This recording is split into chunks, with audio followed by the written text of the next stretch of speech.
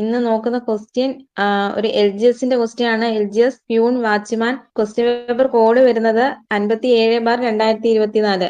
ഒന്നാമത്തെ ക്വസ്റ്റ്യൻ, താഴെ തന്നിരിക്കുന്നവയിൽ ദാദാബായ് നവറോജിയുമായി ബന്ധമില്ലാത്ത പ്രസ്താവനകൾ ഏതൊക്കെയാണ്? ഒന്നാമത്തെ പ്രസ്താവന, ചോർച്ച സിദ്ധാന്തത്തിന്റെ ഉപജ്ഞാതാവ്. രണ്ടാമത്തെ പ്രസ്താവന, poverty and unBritish rule in India എന്ന പുസ്തകം രചിച്ചു. മൂന്നാമത്തെ പ്രസ്താവന, ഇന്ത്യൻ നാഷണൽ കോൺഗ്രസിന്റെ സ്ഥാപകൻ. നാലാമത്തെ പ്രസ്താവന, ഇന്ത്യയുടെ വന്ധ്യവയോധികൻ എന്നറിയപ്പെടുന്നു. ഇവിടെ ആൻസർ ആയിട്ട് വരുന്ന ഓപ്ഷൻ സി ആണ്. മൂന്നാമത്തെ പ്രസ്താവന മാത്രമാണ് തെറ്റായിട്ടുള്ളത് കേട്ടോ. അപ്പം ചോർച്ച സിദ്ധാന്തത്തിന്റെ ഉപജ്ഞാതാവും poverty and unBritish rule in India എന്ന പുസ്തകം രചിച്ചതും ഇനി ഇന്ത്യയുടെ വന്ധ്യവയോധികൻ എന്നറിയപ്പെടുന്നത് ആരാണ്? അത് ദാദാബായ് നവറോജിയാണ്. ഇനി ഇന്ത്യൻ നാഷണൽ കോൺഗ്രസ് രൂപീകൃതമായ വർഷം എന്നാണ്? ഇന്ത്യൻ നാഷണൽ കോൺഗ്രസ് രൂപീകൃതമായ വർഷം അത് 1885 ഡിസംബർ 28-നാണ് കേട്ടോ. 1885 ഡിസംബർ 28-നാണ് കേട്ടോ. ഇനി ഇന്ത്യൻ നാഷണൽ കോൺഗ്രസിന്റെ പിതാവ് എന്നറിയപ്പെടുന്ന ആരാണ്? ഇന്ത്യൻ നാഷണൽ കോൺഗ്രസിന്റെ പിതാവ് എന്നറിയപ്പെടുന്നത് അത് A.O. ഹ്യൂം ആണ് കേട്ടോ. ഇന്ത്യൻ നാഷണൽ കോൺഗ്രസിന്റെ ആദ്യത്തെ ജനറൽ സെക്രട്ടറി ആരാണെന്ന് വെച്ചാൽ അത് A.O. ഹ്യൂം ആണ് കേട്ടോ. ഇന്ത്യൻ നാഷണൽ കോൺഗ്രസിന്റെ ആദ്യത്തെ ജനറൽ സെക്രട്ടറി ചോദിച്ചാലും അത് A.O. ഹ്യൂമും. ഇനി INCയുടെ ആദ്യ പ്രസിഡന്റ് ആണ് W.C. ബാനർജി കേട്ടോ. INCയുടെ ആദ്യ പ്രസിഡന്റ് ആണ് W.C. ബാനർജി. ഇനി INC പ്രസിഡന്റ് ആയ ആദ്യ പാഴ്സി വംശജൻ ആരാണ്? INC പ്രസിഡന്റ് ആയ ആദ്യ പാഴ്സി വംശജൻ ചോദിച്ചാൽ അത് ദാദാബായ് നവറോജിയാണ്. ഇനി 3 തവണ INC പ്രസിഡന്റ് ആയ വ്യക്തി ആരാണ്? 3 തവണ INC പ്രസിഡന്റ് ആയ വ്യക്തി ആരാണെന്ന് വെച്ചാൽ അതും ദാദാബായ് നവറോജിയാണ് കേട്ടോ. 1886 കൊൽക്കത്ത സമ്മേളനം, 1893 ലാഹോർ സമ്മേളനം, 1906 കൊൽക്കത്ത സമ്മേളനം. ഒന്നുകൂടെ പറയാം, 1886 കൊൽക്കത്ത സമ്മേളനം, 1893 ലാഹോർ സമ്മേളനം, ഇനി 1906 കൊൽക്കത്ത സമ്മേളനം. ഇതായിരുന്നു ദാദാബായ് നവറോജി 3 തവണ INC പ്രസിഡന്റായ INC സമ്മേളനം കേട്ടോ. ഇനി ഈസ്റ്റ് ഇന്ത്യ അസോസിയേഷൻ സ്ഥാപിച്ചത് ആരാണ്? ഈസ്റ്റ് ഇന്ത്യ അസോസിയേഷൻ 1866 സ്ഥാപിച്ചത് അത് ദാദാബായ് നവറോജിയാണ് കേട്ടോ. ഈസ്റ്റ് ഇന്ത്യ അസോസിയേഷൻ 1866 സ്ഥാപിച്ചത് ദാദാബായ് നവറോജിയാണ്. ഇനി രണ്ടാമത്തെ ക്വസ്റ്റ്യൻ, സ്വാതന്ത്ര്യം എന്റെ ജന്മ അവകാശമാണ്, ഞാൻ അത് നേടുക തന്നെ ചെയ്യും എന്ന് പ്രഖ്യാപിച്ച സ്വാതന്ത്ര്യ സമര സേനാനി ആരാണ്? അത് ഓപ്ഷൻ എ ബാലഗംഗാധര തിലകാണ് കേട്ടോ. സ്വാതന്ത്ര്യം എന്റെ ജന്മ അവകാശമാണ്, ഞാൻ അത് നേടുക തന്നെ ചെയ്യും എന്ന് പ്രഖ്യാപിച്ച സ്വാതന്ത്ര്യ സമര സേനാനിയാണ് ബാലഗംഗാധര തിലക്. ഇനി ഇന്ത്യൻ നാഷണൽ കോൺഗ്രസിന്റെ തീവ്രവാദി വിഭാഗത്തിന്റെ നേതാവ് ആരാണ്? ഇന്ത്യൻ നാഷണൽ കോൺഗ്രസിന്റെ തീവ്രവാദി വിഭാഗത്തിന്റെ നേതാവ് ആരാണെന്ന് ചോദിച്ചാല് അത് ബാലഗംഗാധര തിലകാണ് കേട്ടോ. ബാലഗംഗാധര തിലകാണ്. ഇനി ലോകമാന്യ എന്നറിയപ്പെടുന്നത് ബാലഗംഗാധര തിലകാണ് കേട്ടോ. ഇന്ത്യയുടെ കിരീടം വെക്കാത്ത രാജകുമാരൻ എന്നറിയപ്പെടുന്ന ആരാണ്? അത് ബാലഗംഗാധര തിലകാണ്. ഇനി ഇന്ത്യൻ അരാജകത്വത്തിന്റെ പിതാവ്, ഇന്ത്യൻ അരാജകത്വത്തിന്റെ പിതാവ് എന്ന് അറിയപ്പെടുന്ന വ്യക്തിയാണ് ബാലഗംഗാധര തിലക് കേട്ടോ. മൂന്നാമത്തെ ക്വസ്റ്റ്യൻ, താഴെ തന്നിരിക്കുന്നവയിൽ 1857 ഒന്നാം സ്വാതന്ത്ര്യ സമരത്തിന്റെ പ്രധാന കാരണങ്ങൾ ഏതൊക്കെയാണ്? ഒന്നാമത് പറഞ്ഞിരിക്കുന്നത് കർഷകരുടെ ദുരിതങ്ങൾ, രണ്ടാമത് പറഞ്ഞിരിക്കുന്നത് കരകൗശല തൊഴിലാളികളുടെ ദാരിദ്ര്യം, മൂന്നാമത് പറഞ്ഞിരിക്കുന്നത് രാജാക്കന്മാരുടെ പ്രശ്നങ്ങൾ, നാലാമത് പറഞ്ഞിരിക്കുന്നത് ശിപായിമാരുടെ ദുരിതങ്ങൾ. അപ്പൊ ഇവിടെ ആൻസർ ആയിട്ട് വരുന്നത് ഓപ്ഷൻ ഡി ആണ് കേട്ടോ. ഇവയെല്ലാം ശരിയാണ്. 1857 ഒന്നാം സ്വാതന്ത്ര്യ സമരത്തിന്റെ പ്രധാന കാരണങ്ങൾ എന്തൊക്കെയാണ്? കർഷകരുടെ ദുരിതങ്ങൾ, കരകൗശല തൊഴിലാളികളുടെ ദാരിദ്ര്യം, രാജാക്കന്മാരുടെ പ്രശ്നങ്ങൾ, ശിപായിമാരുടെ ദുരിതങ്ങൾ. നാലാമത്തെ ക്വസ്റ്റ്യൻ, ക്വിറ്റ് ഇന്ത്യ സമരനായിക എന്ന് ഗാന്ധിജി വിശേഷിപ്പിച്ചത് ആരെയാണ്?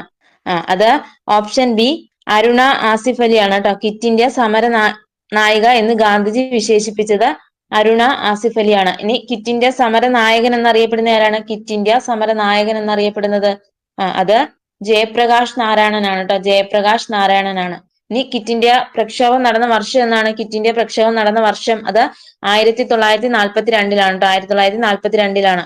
ഇനി ഗാന്ധിജി തന്റെ ക്വിറ്റ് ഇന്ത്യ എന്ന ആശയം പ്രചരിപ്പിച്ച പത്രം ഏതാണ്? ഗാന്ധിജി തന്റെ ക്വിറ്റ് ഇന്ത്യ എന്ന ആശയം പ്രചരിപ്പിച്ച പത്രം ചോദിച്ചാൽ അത് ഹരിജൻ ആണ് കേട്ടോ. ഹരിജൻ. ഇനി അഞ്ചാമത്തെ ക്വസ്റ്റ്യൻ, ഇന്ത്യൻ റിപ്പബ്ലിക്കൻ ആർമി രൂപീകരിച്ചത് ആരാണ്? Option A VD Savarkar, option B Bhagat Singh, option C Surya Sen, option D Rajguru. അത് ഓപ്ഷൻ സി സൂര്യസെൻ ആണ് കേട്ടോ. ഇന്ത്യൻ റിപ്പബ്ലിക്കൻ ആർമി സ്ഥാപിച്ചത് സൂര്യസെൻ ആണ്. ഇനി അഭിനവ് ഭാരത സൊസൈറ്റി ആരുടെയാണ്? അഭിനവ് ഭാരത സൊസൈറ്റി ആരുടെയാണ്? അത് VD സവർക്കറിന്റെ ആണ് കേട്ടോ, VD സവർക്കറിന്റെ ആണ്. ഇനി ആറാമത്തെ ക്വസ്റ്റ്യൻ, താഴെ കൊടുത്തിരിക്കുന്നവയിൽ മലബാർ കലാപവുമായി ബന്ധപ്പെട്ട പ്രസ്താവനകൾ ഏതൊക്കെയാണ്? ഒന്നാമത് പറഞ്ഞിരിക്കുന്നത് മാപ്പിള കലാപങ്ങൾ എന്നറിയപ്പെടുന്നു. രണ്ടാമത് പറഞ്ഞിരിക്കുന്നത് മലബാർ സ്പെഷ്യൽ പോലീസ് എന്ന ഒരു പ്രത്യേക വിഭാഗം പോലീസ് സേനയെ കലാപങ്ങൾ അടിച്ചമർത്താൻ രൂപീകരിച്ചു. മൂന്നാമത് പറഞ്ഞിരിക്കുന്നത് കലാപങ്ങളെ കുറിച്ച് പഠിക്കാൻ വില്യം ലോഗൻ കമ്മീഷനെ നിയമിച്ചു. നാലാമത് പറഞ്ഞിരിക്കുന്നത് ബ്രിട്ടീഷുകാരുടെ തെറ്റായ നികുതി നയമാണ് കലാപത്തിന്റെ കാരണം. ഇവിടെ ആൻസർ ആയിട്ട് വരുന്ന ഓപ്ഷൻ ഡി ആണ്. 1, 2, 3, 4 ശരിയാണ് കേട്ടോ. അപ്പൊ ഒന്നുകൂടെ പറയാം, ഏതൊക്കെയാണ്? മാപ്പിള കലാപം എന്നറിയപ്പെടുന്നത് മലബാർ കലാപമാണ്. മാപ്പിള കലാപങ്ങൾ എന്നറിയപ്പെടുന്നത് മലബാർ കലാപവുമായി ബന്ധപ്പെട്ടിരിക്കുന്നു. ഇനി മലബാർ സ്പെഷ്യൽ പോലീസ് എന്ന ഒരു പ്രത്യേക വിഭാഗം പോലീസ് സേനയെ കലാപങ്ങൾ അടിച്ചമർത്താൻ രൂപീകരിച്ചു. ഇനി മലബാർ കലാപത്തെ കുറിച്ച് പഠിക്കാൻ വില്യം ലോഗൻ കമ്മീഷനെയാണ് നിയമിച്ചത്. ഇനി ബ്രിട്ടീഷുകാരുടെ തെറ്റായ നികുതി നയമാണ് കലാപത്തിന്റെ കാരണം. ഇനി ഏഴാമത്തെ ക്വസ്റ്റ്യൻ, കാലഗണനയനുസരിച്ച് ക്രമപ്പെടുത്തുക. ഒന്നാമത് കൊടുത്തിരിക്കുന്നത് കുണ്ടറ വിളംബരം. വർഷം എന്നാണ്? 1809 ജനുവരി 11 കേട്ടോ. 1809 ജനുവരി 11. ഇനി നിവർത്തന പ്രക്ഷോഭം നടന്ന വർഷം എന്നാണ്? നിവർത്തന പ്രക്ഷോഭം അത് 1932 ആണ്. ഇനി മലയാളി മെമ്മോറിയൽ വർഷം എന്നാണ്? മലയാളി മെമ്മോറിയൽ അത് 1891 ആണ് കേട്ടോ. മലയാളി മെമ്മോറിയൽ 1891. ഇനി ഗുരുവായൂർ സത്യാഗ്രഹം നടന്ന വർഷം എന്നാണ്? ഗുരുവായൂർ സത്യാഗ്രഹം അത് 1931 നവംബർ 1 കേട്ടോ. ഇവിടെ ആൻസർ ആയിട്ട് വരുന്നത് ഓപ്ഷൻ സി ആണ് കേട്ടോ, ഓപ്ഷൻ സി. ഇനി എട്ടാമത്തെ ക്വസ്റ്റ്യൻ, ചേരുംപടി ചേർക്കുക. നവോത്ഥാന നായകന്മാരും സംഘടനകളുമാണ് തന്നിരിക്കുന്നത്. സാധുജന പരിപാലന സംഘം ആരാണ് സ്ഥാപിച്ചത്? സാധുജന പരിപാലന സംഘം അത് അയ്യങ്കാളിയാണ് കേട്ടോ. സാധുജന പരിപാലന സംഘം അയ്യങ്കാളിയാണ്. ഇനി പ്രത്യക്ഷ രക്ഷാ ദൈവസഭ ആരുടെയാണ്? പ്രത്യക്ഷ രക്ഷാ ദൈവസഭ അത് പൊയ്കയിൽ കുമാരഗുരുദേവനാണ് കേട്ടോ. പൊയ്കയിൽ ശ്രീ കുമാരഗുരുദേവൻ. ഇനി ആത്മവിദ്യാസംഘം സ്ഥാപിച്ചത് ആരാണ്? ആത്മവിദ്യാസംഘം സ്ഥാപിച്ചത് അത് വാഗ്ഭടാനന്ദനാണ്. ഇനി സമത്വ സമാജ സ്ഥാപകൻ ആരാണ്? സമത്വ സമാജ സ്ഥാപകൻ അത് വൈകുണ്ഠ സ്വാമികളാണ്. അപ്പൊ ഇവിടെ ആൻസർ ആയിട്ട് വരുന്നത് ഓപ്ഷൻ എ ആണ് കേട്ടോ. ഇനി ഒൻപതാമത്തെ ക്വസ്റ്റ്യൻ, താഴെ കൊടുത്തിരിക്കുന്നവയിൽ ചട്ടമ്പി സ്വാമികൾ രചിച്ച കൃതി ഏത്?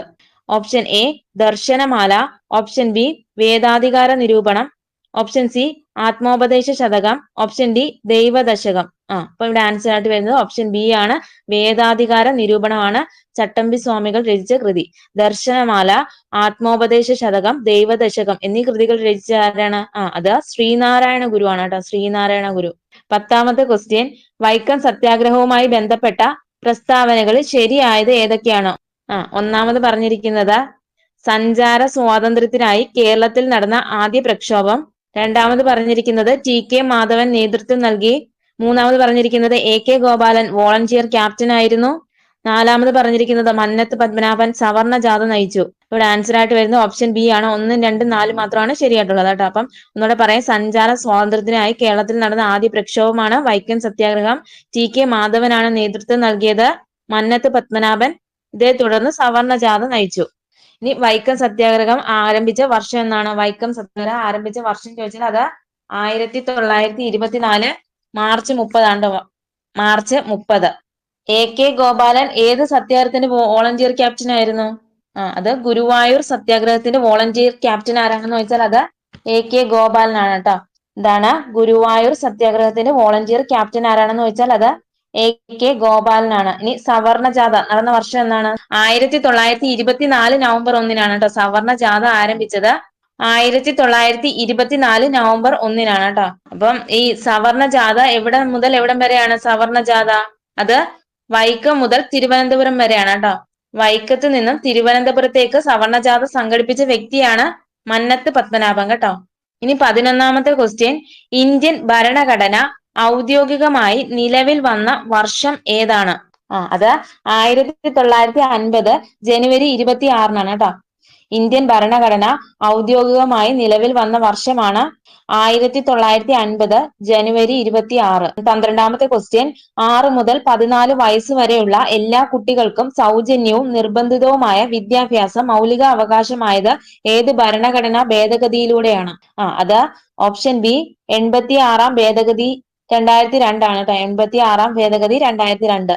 ഇനി 13ാമത്തെ ക്വസ്റ്റ്യൻ, ഇന്ത്യൻ ഭരണഘടനയുടെ ഏത് ഭാഗത്തിലാണ് മൗലിക കടമകളെ കുറിച്ച് പ്രതിപാദിക്കുന്നത്? അത് ഭാഗം 4A-യിലാണ് കേട്ടോ. ഭാഗം 4A-യിലാണ്. മൗലിക അവകാശങ്ങളെ കുറിച്ച് പ്രതിപാദിക്കുന്ന ഭാഗം ചോദിച്ചാൽ അത് ഭാഗം 3 കേട്ടോ. ഭാഗം 3. ഇനി നിർദ്ദേശക തത്വങ്ങളെ കുറിച്ച് പ്രതിപാദിക്കുന്ന വകുപ്പ് ഏതാണ്? നിർദ്ദേശക തത്വങ്ങൾ അത് 4 കേട്ടോ. ഭാഗം 4. ഇനി 14-ാമത്തെ ക്വസ്റ്റ്യൻ, ഇന്ത്യൻ ഭരണഘടന ഉറപ്പു നൽകുന്ന മൗലിക അവകാശങ്ങളിൽ ഉൾപ്പെടാത്തത് ഏത്? അത് ഓപ്ഷൻ എ സ്വത്തവകാശമാണ് കേട്ടോ. ഇന്ത്യൻ ഭരണഘടന ഉറപ്പു നൽകുന്ന മൗലിക അവകാശങ്ങളിൽ ഉൾപ്പെടാത്തതാണ് സ്വത്തവകാശം. 15-ാമത്തെ ക്വസ്റ്റ്യൻ, താഴെ കൊടുത്തിരിക്കുന്നവയിൽ എഴുതപ്പെടാത്ത ഭരണഘടനയുള്ളത് ഏത് രാജ്യത്തിനാണ്? Option A Britain, option B Brazil, option C India, option D Australia. ഇതോടെ ആൻസർ ആയിട്ട് വരുന്നത് ഓപ്ഷൻ എ ബ്രിട്ടൻ ആണ് കേട്ടോ. എഴുതപ്പെടാത്ത ഭരണഘടനയുള്ളത് ഏത് രാജ്യത്തിനാണ്? അത് ബ്രിട്ടൻ ആണ്. ഇനി ലോകത്തിലെ തന്നെ ഏറ്റവും വലിയ എഴുതപ്പെട്ട ഭരണഘടനയുള്ള രാജ്യം ഏതാണ്? അത് നമ്മുടെ ഇന്ത്യ ആണ് കേട്ടോ. ഇന്ത്യ. ഇനി 16-ാമത്തെ ക്വസ്റ്റ്യൻ, ഇപ്പോഴത്തെ സുപ്രീം കോടതി ചീഫ് ജസ്റ്റിസ് ആരാണ്? ഇതിനകത്ത് ആൻസർ കൊടുത്തിരിക്കുന്ന option D justice DY Chandrachud ആണ് കേട്ടോ. അപ്പം ഇപ്പോഴത്തെ നിലവിലെ സുപ്രീം കോടതി ചീഫ് ജസ്റ്റിസ് BR ഗവായി ആണ് കേട്ടോ. ഭൂഷൺ രാമകൃഷ്ണ ഗവായി. ഇനി 17-ാമത്തെ ക്വസ്റ്റ്യൻ, നിലവിലെ ലോക്സഭാ സ്പീക്കർ ആരാണ്? അത് ഓപ്ഷൻ ബി ഓം ബിർളയാണ് കേട്ടോ. നിലവിലെ ലോക്സഭാ സ്പീക്കർ ആരാണ്? അത് ഓം ബിർളയാണ്. ഇനി അടുത്ത ക്വസ്റ്റ്യൻ, 18-ാമത്തെ ക്വസ്റ്റ്യൻ, താഴെ തന്നിരിക്കുന്ന പ്രസ്താവനകളിൽ VP മേനോനെ കുറിച്ച് ശരിയായ പ്രസ്താവനകൾ ഏവ? ഓപ്ഷൻ എ, സ്വാതന്ത്ര്യാനന്തര ഇന്ത്യയിൽ നാട്ടുരാജ്യങ്ങളുടെ ഇന്ത്യൻ യൂണിയനിലേക്കുള്ള സംയോജനവുമായി ബന്ധപ്പെട്ട സ്റ്റേറ്റ് ഡിപ്പാർട്ട്മെന്റിന്റെ സെക്രട്ടറി ആയിരുന്ന മലയാളി. ഓപ്ഷൻ ബി പറയുന്നത് ഭാഷാ അടിസ്ഥാനത്തിൽ സംസ്ഥാനങ്ങളെ പുനഃസംഘടിപ്പിക്കുന്നതിനായി രൂപീകരിച്ച സംസ്ഥാന പുനഃസംഘടനാ കമ്മീഷനിലെ അംഗം. ഓപ്ഷൻ സി പറയുന്നത് the transfer of power in India എന്ന ഗ്രന്ഥത്തിന്റെ കർത്താവ്. ഓപ്ഷൻ ഡി പറയുന്നത് 1952 അസമിൽ ഗവർണറായി ചുമതലയേറ്റു. അപ്പൊ ഇവിടെ ആൻസർ ആയിട്ട് വരുന്നത് ഓപ്ഷൻ ബി ആണ്. എയും സിയും മാത്രമാണ് ശരിയായിട്ടുള്ളത്. ഏതൊക്കെയാണ്? സ്വാതന്ത്ര്യാനന്തര ഇന്ത്യയിൽ നാട്ടുരാജ്യങ്ങളുടെ ഇന്ത്യൻ യൂണിയനിലേക്കുള്ള സംയോജനവുമായി ബന്ധപ്പെട്ട സ്റ്റേറ്റ് ഡിപ്പാർട്ട്മെന്റിന്റെ സെക്രട്ടറിയായ മലയാളി. ഇനി the transfer of power in India എന്ന ഗ്രന്ഥത്തിന്റെ കർത്താവാണ് VP മേനോൻ. അദ്ദേഹത്തിന്റെ മറ്റൊരു കൃതി ഏതാണ്? The integration of Indian state എന്ന് പറയുന്നത് അതാരുടെയാണ്? ഇന്റഗ്രേഷൻ ഓഫ് ഇന്ത്യൻ സ്റ്റേറ്റ് എന്ന ഗ്രന്ഥത്തിന്റെ കർത്താവും VP മേനോനാണ്. ഇനി 1952 ഒഡീഷയിലാണ് കേട്ടോ. ഒഡീഷയിലാണ് ഗവർണറായി ചുമതലയേറ്റത് കേട്ടോ. അപ്പം 1952 ഒഡീഷയിൽ ഗവർണറായി ചുമതലയേറ്റ വ്യക്തിയാണ് VP മേനോൻ. ഇനി ഭാഷാ അടിസ്ഥാനത്തിൽ സംസ്ഥാനങ്ങളെ പുനഃസംഘടിപ്പിക്കുന്നതിനായി രൂപീകരിച്ച സംസ്ഥാന പുനഃസംഘടനാ കമ്മീഷനിലെ മലയാളി അംഗം ആരാണ്? അത് സർദാർ KM പണിക്കരാണ് കേട്ടോ. സർദാർ KM പണിക്കർ. മറ്റംഗങ്ങളാണ് ഫസൽ അലി, HN കുൻസ്രു. ഇനി അടുത്ത ക്വസ്റ്റ്യൻ, 19-ാമത്തെ ക്വസ്റ്റ്യൻ, താഴെ തന്നിരിക്കുന്നവയിൽ 1961 വരെ പോർച്ചുഗലിന്റെ അധീനതയിലായിരുന്ന പ്രദേശം ഏത്? Option A Goa, option B Pondicherry, option C Karaikal, option D Mahe. അത് ഓപ്ഷൻ എ ഗോവയാണ് കേട്ടോ. 1961 വരെ പോർച്ചുഗലിന്റെ അധീനതയിലായിരുന്ന പ്രദേശം ഏതാണെന്ന് ചോദിച്ചാൽ അത് ഗോവയാണ്. പോർച്ചുഗലിന്റെ മറ്റ് അധിനിവേശ പ്രദേശങ്ങൾ ഏതൊക്കെയാണ് പോർച്ചുഗലിന്റെ? അത് ഗോവയുണ്ട്, ദാമനുണ്ട്, ദിയു ഉണ്ട് കേട്ടോ. ഗോവയും ദാമൻ ദിയും കേട്ടോ. ഗോവയും ദാമൻ ദിയും 1961 ഇന്ത്യൻ യൂണിയനിൽ ചേർക്കപ്പെട്ട വർഷമാണ്. ഇനി ഫ്രാൻസിന്റെ അധിനിവേശ പ്രദേശങ്ങൾ ഏതൊക്കെയാണ്? ഫ്രാൻസിന്റെ അധിനിവേശ പ്രദേശങ്ങൾ ഏതൊക്കെയാണെന്ന് വെച്ചാൽ അത് പോണ്ടിച്ചേരി, കാരക്കൽ, മാഹി, യാനം കേട്ടോ. ഏതൊക്കെയാണ്? പോണ്ടിച്ചേരി, മാഹി, യാനം, കാരക്കൽ. ഇന്ത്യൻ യൂണിയനിൽ ചേർക്കപ്പെട്ട വർഷം ചോദിച്ചാൽ അത് 1954 കേട്ടോ. 1954. 20-ാമത്തെ ക്വസ്റ്റ്യൻ, ഇന്ത്യയിലെ ആദ്യത്തെ റോക്കറ്റ് വിക്ഷേപണ കേന്ദ്രമായ തുമ്പ ബഹിരാകാശ ഗവേഷണ കേന്ദ്രത്തിന്റെ ശില്പി ആരാണ്? അത് ഓപ്ഷൻ ബി വിക്രം സാരാഭായി ആണ് കേട്ടോ. ഇന്ത്യയിലെ ആദ്യത്തെ റോക്കറ്റ് വിക്ഷേപണ കേന്ദ്രമായ തുമ്പ ബഹിരാകാശ ഗവേഷണ കേന്ദ്രത്തിന്റെ ശില്പി ആരാണെന്ന് വെച്ചാൽ അത് വിക്രം സാരാഭായി ആണ്. ഇനി ഇന്ത്യൻ ദേശീയ ബഹിരാകാശ ഗവേഷണ സമിതി രൂപീകൃതമായ വർഷം എന്നാണ്? ഇന്ത്യൻ ദേശീയ ബഹിരാകാശ ഗവേഷണ സമിതി രൂപീകൃതമായത് അത് 1962 കേട്ടോ. 1962. ഇനി ഇന്ത്യൻ ബഹിരാകാശ ഗവേഷണ സംഘടന അഥവാ ISRO രൂപീകൃതമായ വർഷം എന്നാണ്? ഇന്ത്യൻ ബഹിരാകാശ ഗവേഷണ സംഘടന അഥവാ ISRO രൂപീകൃതമായ വർഷം 1969 ഓഗസ്റ്റ് 15 കേട്ടോ. ഇനി ഇന്ത്യൻ ബഹിരാകാശ ഗവേഷണത്തിന് നേതൃത്വം വഹിക്കുന്നത് ISRO ആണ് കേട്ടോ. ഇന്ത്യൻ ബഹിരാകാശ ഗവേഷണത്തിന് നേതൃത്വം വഹിക്കുന്നത് ISRO ആണ്. ഇനി ഇന്ത്യയിലെ ആദ്യത്തെ റോക്കറ്റ് വിക്ഷേപണ കേന്ദ്രം ആരംഭിച്ചത് എവിടെയാണ്? അത് തുമ്പ തിരുവനന്തപുരമാണ് കേട്ടോ. ഇന്ത്യയിലെ ആദ്യത്തെ റോക്കറ്റ് വിക്ഷേപണ കേന്ദ്രം ആരംഭിച്ചത് തുമ്പ തിരുവനന്തപുരമാണ്. ഇനി ഇന്ത്യ ആദ്യമായി വിക്ഷേപിച്ച ഉപഗ്രഹം ഏതാണ്? ഇന്ത്യ ആദ്യമായി വിക്ഷേപിച്ച ഉപഗ്രഹം ചോദിച്ചാൽ ഏത് പറയും? അത് ആര്യഭട്ടയാണ് കേട്ടോ, ആര്യഭട്ട. ഇനി ആര്യഭട്ട വിക്ഷേപിച്ച വർഷം എന്നാണ്? ആര്യഭട്ട വിക്ഷേപിച്ച വർഷം ചോദിച്ചാല് അത് 1975 കേട്ടോ. ഇനി 21ാമത്തെ ക്വസ്റ്റ്യൻ, ഏത് രാജ്യത്തിന്റെ സാങ്കേതിക സഹായത്തോടെയാണ് 1964 ബൊക്കാറോ സ്റ്റീൽ പ്ലാന്റ് എന്ന ഇരുമ്പുരുക്ക് ശാല ആരംഭിച്ചത്? അത് റഷ്യ ആണ് കേട്ടോ, റഷ്യ. 1964 ബൊക്കാറോ സ്റ്റീൽ പ്ലാന്റ് എന്ന ഇരുമ്പുരുക്ക് ശാല ആരംഭിച്ചത് റഷ്യയുടെ സഹായത്തോടെയാണ്. ഇനി റൂർക്കേല ഏത് രാജ്യത്തിന്റെ സഹായത്തോടെയാണ്? റൂർക്കേല അത് ജർമ്മനിയാണ് കേട്ടോ. റൂർക്കേല സ്റ്റീൽ പ്ലാന്റ് സ്ഥാപിതമായത് ജർമ്മനിയുടെ സഹായത്തോടെയാണ്. ഇനി 22ാമത്തെ ക്വസ്റ്റ്യൻ, 12ാം പഞ്ചവത്സര പദ്ധതിയുമായി ബന്ധപ്പെട്ടത്. ഓപ്ഷൻ എ മാനവശേഷി വികസനം, ഓപ്ഷൻ ബി മൂലധന നിക്ഷേപം വർദ്ധിപ്പിക്കുക, ഓപ്ഷൻ സി മുഴുവൻ ജനവിഭാഗങ്ങളുടെയും സമഗ്ര വികസനം, ഓപ്ഷൻ ഡി സുസ്ഥിര വികസനം.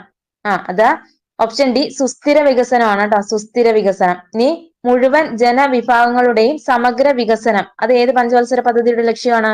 അത് 11ാം പഞ്ചവത്സര പദ്ധതിയുടെ ലക്ഷ്യമാണ് കേട്ടോ. ഇനി 23ാമത്തെ ക്വസ്റ്റ്യൻ, താഴെ പറയുന്നവയിൽ കേരള സർക്കാരിന്റെ ഇ ഗവേണൻസ് ആപ്ലിക്കേഷൻ സോഫ്റ്റ്വെയർ ആയ സഞ്ജയ നൽകുന്ന സേവനങ്ങൾ ഏവ? ഓപ്ഷൻ എ ഉടമസ്ഥാവകാശ സർട്ടിഫിക്കറ്റ്, ഓപ്ഷൻ ബി കെട്ടിട വയസ്സ് സർട്ടിഫിക്കറ്റ്, ഓപ്ഷൻ സി കെട്ടിട നികുതി അടയ്ക്കൽ, ഓപ്ഷൻ ഡി മുകളിൽ പറഞ്ഞവയെല്ലാം. അപ്പൊ ഇവിടെ ആൻസർ ആയിട്ട് വരുന്ന ഓപ്ഷൻ ഡി മുകളിൽ പറഞ്ഞവയെല്ലാം ആണ് കേട്ടോ. ഇ ഗവേണൻസ് ആപ്ലിക്കേഷൻ സോഫ്റ്റ്വെയർ ആയ സഞ്ജയ് നൽകുന്ന സേവനങ്ങൾ ഏതൊക്കെയാണ്? അത് ഉടമസ്ഥാവകാശ സർട്ടിഫിക്കറ്റ്, കെട്ടിട വയസ്സ് സർട്ടിഫിക്കറ്റ്, കെട്ടിട നികുതി അടയ്ക്കൽ കേട്ടോ. ഇനി 24ാമത്തെ ക്വസ്റ്റ്യൻ, റോഡ് അപകടങ്ങൾ കുറയ്ക്കാനും ഗതാഗത നിയമലംഘനം തടയാനും സംസ്ഥാനത്തെ മോട്ടോർ വാഹന വകുപ്പ് AI അധിഷ്ഠിത ക്യാമറകൾ സ്ഥാപിച്ച പദ്ധതി. ഓപ്ഷൻ എ ശൈലി app, option be safe Kerala, option C തുണ, ഓപ്ഷൻ ഡി നിർഭയം. അത് ഓപ്ഷൻ ബി സേഫ് കേരളയാണ് കേട്ടോ. റോഡ് അപകടങ്ങൾ കുറയ്ക്കാനും ഗതാഗത നിയമലംഘനം തടയാനും സംസ്ഥാനത്തെ മോട്ടോർ വാഹന വകുപ്പ് AI അധിഷ്ഠിത ക്യാമറകൾ സ്ഥാപിച്ച പദ്ധതി ചോദിച്ചാല് അത് സേഫ് കേരളയാണ് കേട്ടോ. ഇനി അടുത്ത ക്വസ്റ്റ്യൻ, 25ാമത്തെ ക്വസ്റ്റ്യൻ, ഇന്ത്യൻ ഉപദ്വീപീയ പീഠഭൂമിയിൽ നിന്നും ഉത്ഭവിക്കുന്ന നദികളാണ് ഉപദ്വീപിയൻ നദികൾ. താഴെ നൽകിയിരിക്കുന്നവയിൽ പടിഞ്ഞാറോട്ടൊഴുകുന്ന നദികൾ ഏതെല്ലാം? ഒന്നാമത് പറഞ്ഞിരിക്കുന്നത് കാവേരി കൃഷ്ണ, രണ്ടാമത് പറഞ്ഞിരിക്കുന്നത് നർമ്മദ താപ്തി, മൂന്നാമത് പറഞ്ഞിരിക്കുന്നത് ഗോദാവരി കൃഷ്ണ, നാലാമത് പറഞ്ഞിരിക്കുന്നത് മഹാനദി കൃഷ്ണ. ഇവിടെ ആൻസർ ആയിട്ട് വരുന്ന ഓപ്ഷൻ ബി ആണ്, 2 മാത്രമാണ് കേട്ടോ. അപ്പം ഉപദ്വീപിയൻ നദികളില് പടിഞ്ഞാറോട്ട് ഒഴുകുന്ന നദികൾ ഏതൊക്കെയാണ്? അത് നർമ്മദയും താപ്തിയുമാണ് കേട്ടോ, നർമ്മദയും താപ്തി. ഇനി പടിഞ്ഞാറോട്ട് ഒഴുകുന്ന ഉപദ്വീപിയൻ നദികളിൽ ഏറ്റവും വലിയ നദി ചോദിച്ചാൽ അതേതാണ്? പടിഞ്ഞാറോട്ട് ഒഴുകുന്ന ഉപദ്വീപിയൻ നദികളിൽ ഏറ്റവും വലിയ നദി ചോദിച്ചാൽ അത് നർമ്മദയാണ് കേട്ടോ, നർമ്മദ. നർമ്മദ നദിയുടെ നീളം 1312 ആണ്. ഇനി നർമ്മദ നദി ഉത്ഭവിക്കുന്നത് മൈക്കല പർവ്വതനിരകളാണ് കേട്ടോ. മൈക്കല പർവ്വതനിരകളിൽ നിന്നാണ് നർമ്മദ നദി ഉത്ഭവിക്കുന്നത്. ഭ്രംശ താഴ്വരയിലൂടെ ഒഴുകുന്ന പ്രധാന നദി ചോദിച്ചാൽ അത് നർമ്മദയാണ് കേട്ടോ. ഭ്രംശ താഴ്വരയിലൂടെ ഒഴുകുന്ന പ്രധാന നദി ചോദിച്ചാൽ അത് നർമ്മദയാണ്. പ്രാചീന കാലത്ത് രേവ എന്നറിയപ്പെടുന്ന നദി, പ്രാചീന കാലത്ത് രേവ എന്നറിയപ്പെടുന്ന നദി. ഇനി പടിഞ്ഞാറോട്ട് ഒഴുകുന്ന നദികളിൽ ഏറ്റവും നീളം കൂടിയ രണ്ടാമത്തെ നദി ഏതാണ്? പടിഞ്ഞാറോട്ട് ഒഴുകുന്ന നദികളിൽ ഏറ്റവും നീളം കൂടിയ രണ്ടാമത്തെ നദി ചോദിച്ചാൽ അത് താപ്തിയാണ് കേട്ടോ, താപ്തി നദിയാണ്. ഇനി ഭ്രംശ താഴ്വരയിലൂടെ ഒഴുകുന്ന ഇന്ത്യയിലെ രണ്ടാമത്തെ വലിയ നദി ചോദിച്ചാൽ അത് താപ്തിയാണ് കേട്ടോ. ഭ്രംശ താഴ്വരയിലൂടെ ഒഴുകുന്ന ഇന്ത്യയിലെ രണ്ടാമത്തെ വലിയ നദി ചോദിച്ചാൽ അത് താപ്തിയാണ് കേട്ടോ. ഇനി താപ്തി നദീതീരത്ത് സ്ഥിതി ചെയ്യുന്ന പ്രധാന പട്ടണം ഏതാണ്? താപ്തി നദീതീരത്ത് സ്ഥിതി ചെയ്യുന്ന പ്രധാന പട്ടണം ചോദിച്ചാൽ അത് സൂററ്റ് ആണ് കേട്ടോ.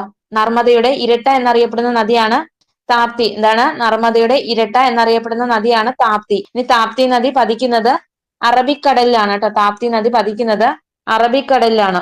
ഇനി ഒഡീഷയുടെ ദുഃഖം എന്നറിയപ്പെടുന്ന നദി ഏതാണ്? ഒഡീഷയുടെ ദുഃഖം എന്നറിയപ്പെടുന്ന നദി അത് മഹാനദിയാണ് കേട്ടോ. ഒഡീഷയുടെ ദുഃഖം എന്നറിയപ്പെടുന്ന നദിയാണ് മഹാനദി കേട്ടോ. ഇനി മഹാനദിക്ക് കുറുകെ നിർമ്മിച്ചിരിക്കുന്ന പ്രധാന അണക്കെട്ട് ചോദിച്ചാൽ ഏത് പറയും? മഹാനദിക്ക് കുറുകെ നിർമ്മിച്ചിരിക്കുന്ന പ്രധാന അണക്കെട്ട് ചോദിച്ചാൽ അത് ഹിരാക്കുഡ് ആണ്, ഹിരാക്കുഡ്. ഇനി ഏറ്റവും നീളം കൂടിയ രണ്ടാമത്തെ ഉപദ്വീപിയൻ നദി ഏതാണ്? ഏറ്റവും നീളം കൂടിയ രണ്ടാമത്തെ ഉപദ്വീപിയൻ നദി ചോദിച്ചാൽ ഏതാണ്? അത് കൃഷ്ണയാണ് കേട്ടോ. ഏറ്റവും നീളം കൂടിയ രണ്ടാമത്തെ ഉപദ്വീപിയൻ നദി ചോദിച്ചാൽ അത് കൃഷ്ണയാണ്. ഇനി അർദ്ധഗംഗ, പാതാളഗംഗ, തെലുങ്ക് ഗംഗ എന്നീ പേരുകളിൽ അറിയപ്പെടുന്ന നദി ഏതാണ്? പാതാളഗംഗ, തെലുങ്ക് ഗംഗ, അർദ്ധഗംഗ എന്നീ പേരുകളിൽ അറിയപ്പെടുന്ന നദിയാണ് കൃഷ്ണ നദി കേട്ടോ. ഇനി ദക്ഷിണ ഗംഗ എന്നറിയപ്പെടുന്ന നദി ഏതാണ്? ദക്ഷിണ ഗംഗ അത് കാവേരി നദിയാണ് കേട്ടോ, കാവേരി നദിയാണ്. ഇനി ദക്ഷിണേന്ത്യയിലെ ഏറ്റവും നീളം കൂടിയ നദി ഏതാണ്? ദക്ഷിണേന്ത്യയിലെ ഏറ്റവും നീളം കൂടിയ നദി ചോദിച്ചാൽ ഏത് പറയും? അത് ഗോദാവരിയാണ് കേട്ടോ. ദക്ഷിണേന്ത്യയിലെ ഏറ്റവും നീളം കൂടിയ നദി ചോദിച്ചാല് അത് ഗോദാവരിയാണ്. ഏറ്റവും നീളം കൂടിയ ഉപദ്വീപീയ നദി, പൂർണ്ണമായും ഇന്ത്യയിലൂടെ ഒഴുകുന്ന ഏറ്റവും നീളം കൂടിയ ഉപദ്വീപീയ നദി, ഇതൊക്കെ എന്താണ്? ഗോദാവരിയാണ് കേട്ടോ. ഏറ്റവും നീളം കൂടിയ ഉപദ്വീപീയ നദി, പൂർണ്ണമായും ഇന്ത്യയിലൂടെ ഒഴുകുന്ന ഏറ്റവും നീളം കൂടിയ ഉപദ്വീപീയ നദി, ഇതൊക്കെ ഗോദാവരിയാണ്.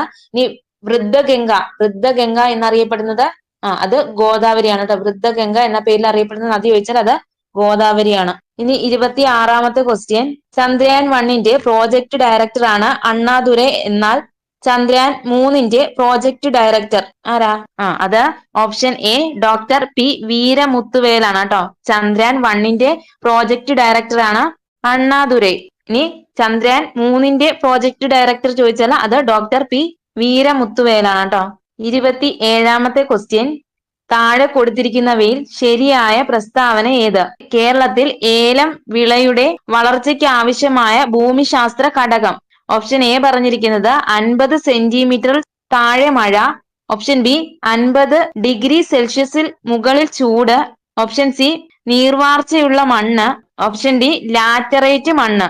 അപ്പം ഇവിടെ ആൻസർ ആയിട്ട് വരുന്നത് ഓപ്ഷൻ സി നീർവാർച്ചയുള്ള മണ്ണാണ് കേട്ടോ. കേരളത്തിൽ ഏലം വിളയുടെ വളർച്ചയ്ക്ക് ആവശ്യമായ ഭൂമിശാസ്ത്ര ഘടകം ഏതാണെന്ന് ചോദിച്ചാൽ അത് നീർവാർച്ചയുള്ള മണ്ണാണ് കേട്ടോ. 28ാമത്തെ ക്വസ്റ്റ്യൻ, അറബിക്കടലുമായി അതിർത്തി പങ്കിടുന്ന സംസ്ഥാനങ്ങളിൽ ഉൾപ്പെടാത്തത്. Option A Goa. Option B Andhra Pradesh. Option C Maharashtra. Option D Gujarat. അത് ഓപ്ഷൻ ബി ആന്ധ്രാപ്രദേശ് ആണ് കേട്ടോ. അറബിക്കടലുമായി അതിർത്തി പങ്കിടുന്ന സംസ്ഥാനങ്ങളിൽ ഉൾപ്പെടാത്തത് ചോദിച്ചാൽ അത് ആന്ധ്രാപ്രദേശ് ആണ്. 29ാമത്തെ ക്വസ്റ്റ്യൻ, ഇന്ത്യയുടെ അക്ഷാംശ സ്ഥാനം എത്രയാ?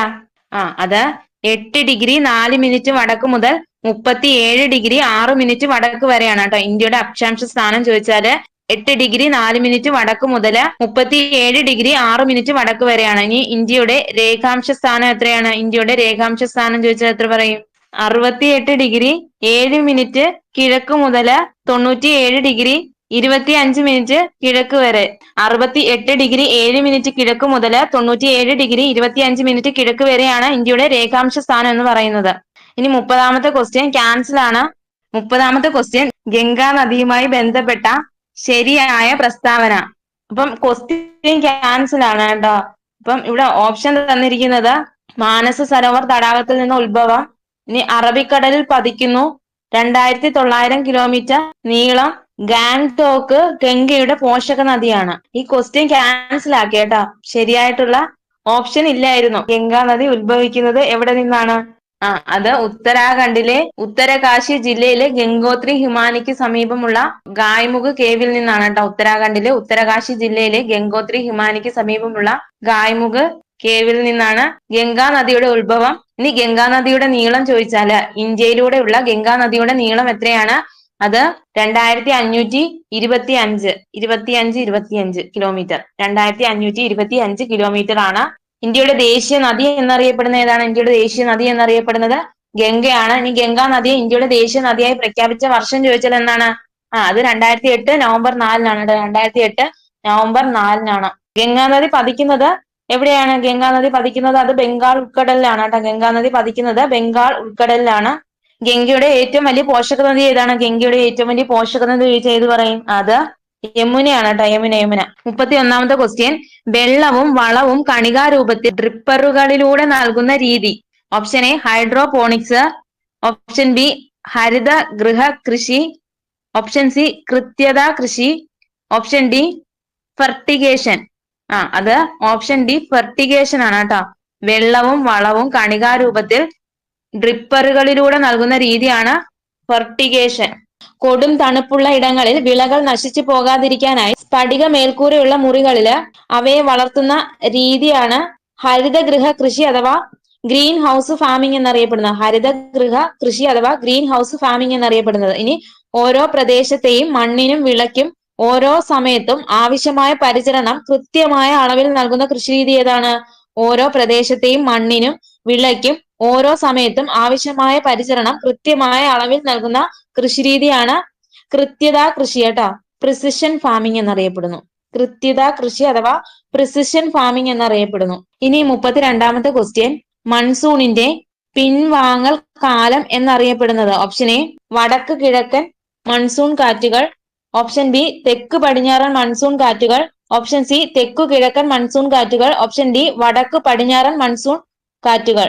ഓപ്ഷൻ എ വടക്ക് കിഴക്കൻ മൺസൂൺ കാറ്റുകളാണ് കേട്ടോ. മൺസൂണിന്റെ പിൻവാങ്ങൽ കാലം എന്നറിയപ്പെടുന്നത് വടക്കു കിഴക്കൻ മൺസൂൺ കാറ്റുകളാണ്. ഇനി കാലവർഷം, ഇടവപ്പാതി തുടങ്ങിയ പേരുകളിൽ അറിയപ്പെടുന്ന കാലാവസ്ഥ ഏതാണ്? കാലവർഷം, ഇടവപ്പാതി തുടങ്ങിയ പേരുകളിൽ അറിയപ്പെടുന്ന കാലാവസ്ഥ ചോദിച്ചത് ഏതാണ്?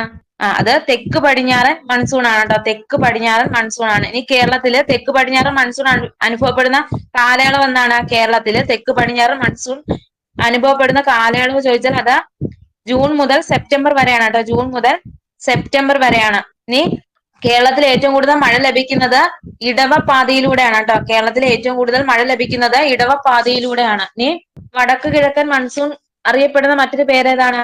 വടക്കു കിഴക്കൻ മൺസൂൺ അറിയപ്പെടുന്ന മറ്റൊരു പേരാണ് തുലാവർഷം എന്നറിയപ്പെടുന്നത് കേട്ടോ. തുലാവർഷത്തിന്റെ കാലയളവ് ചോദിച്ചാൽ അത് ഒക്ടോബർ മുതൽ നവംബർ വരെയാണ് കേട്ടോ. ഒക്ടോബർ മുതൽ നവംബർ വരെയാണ്.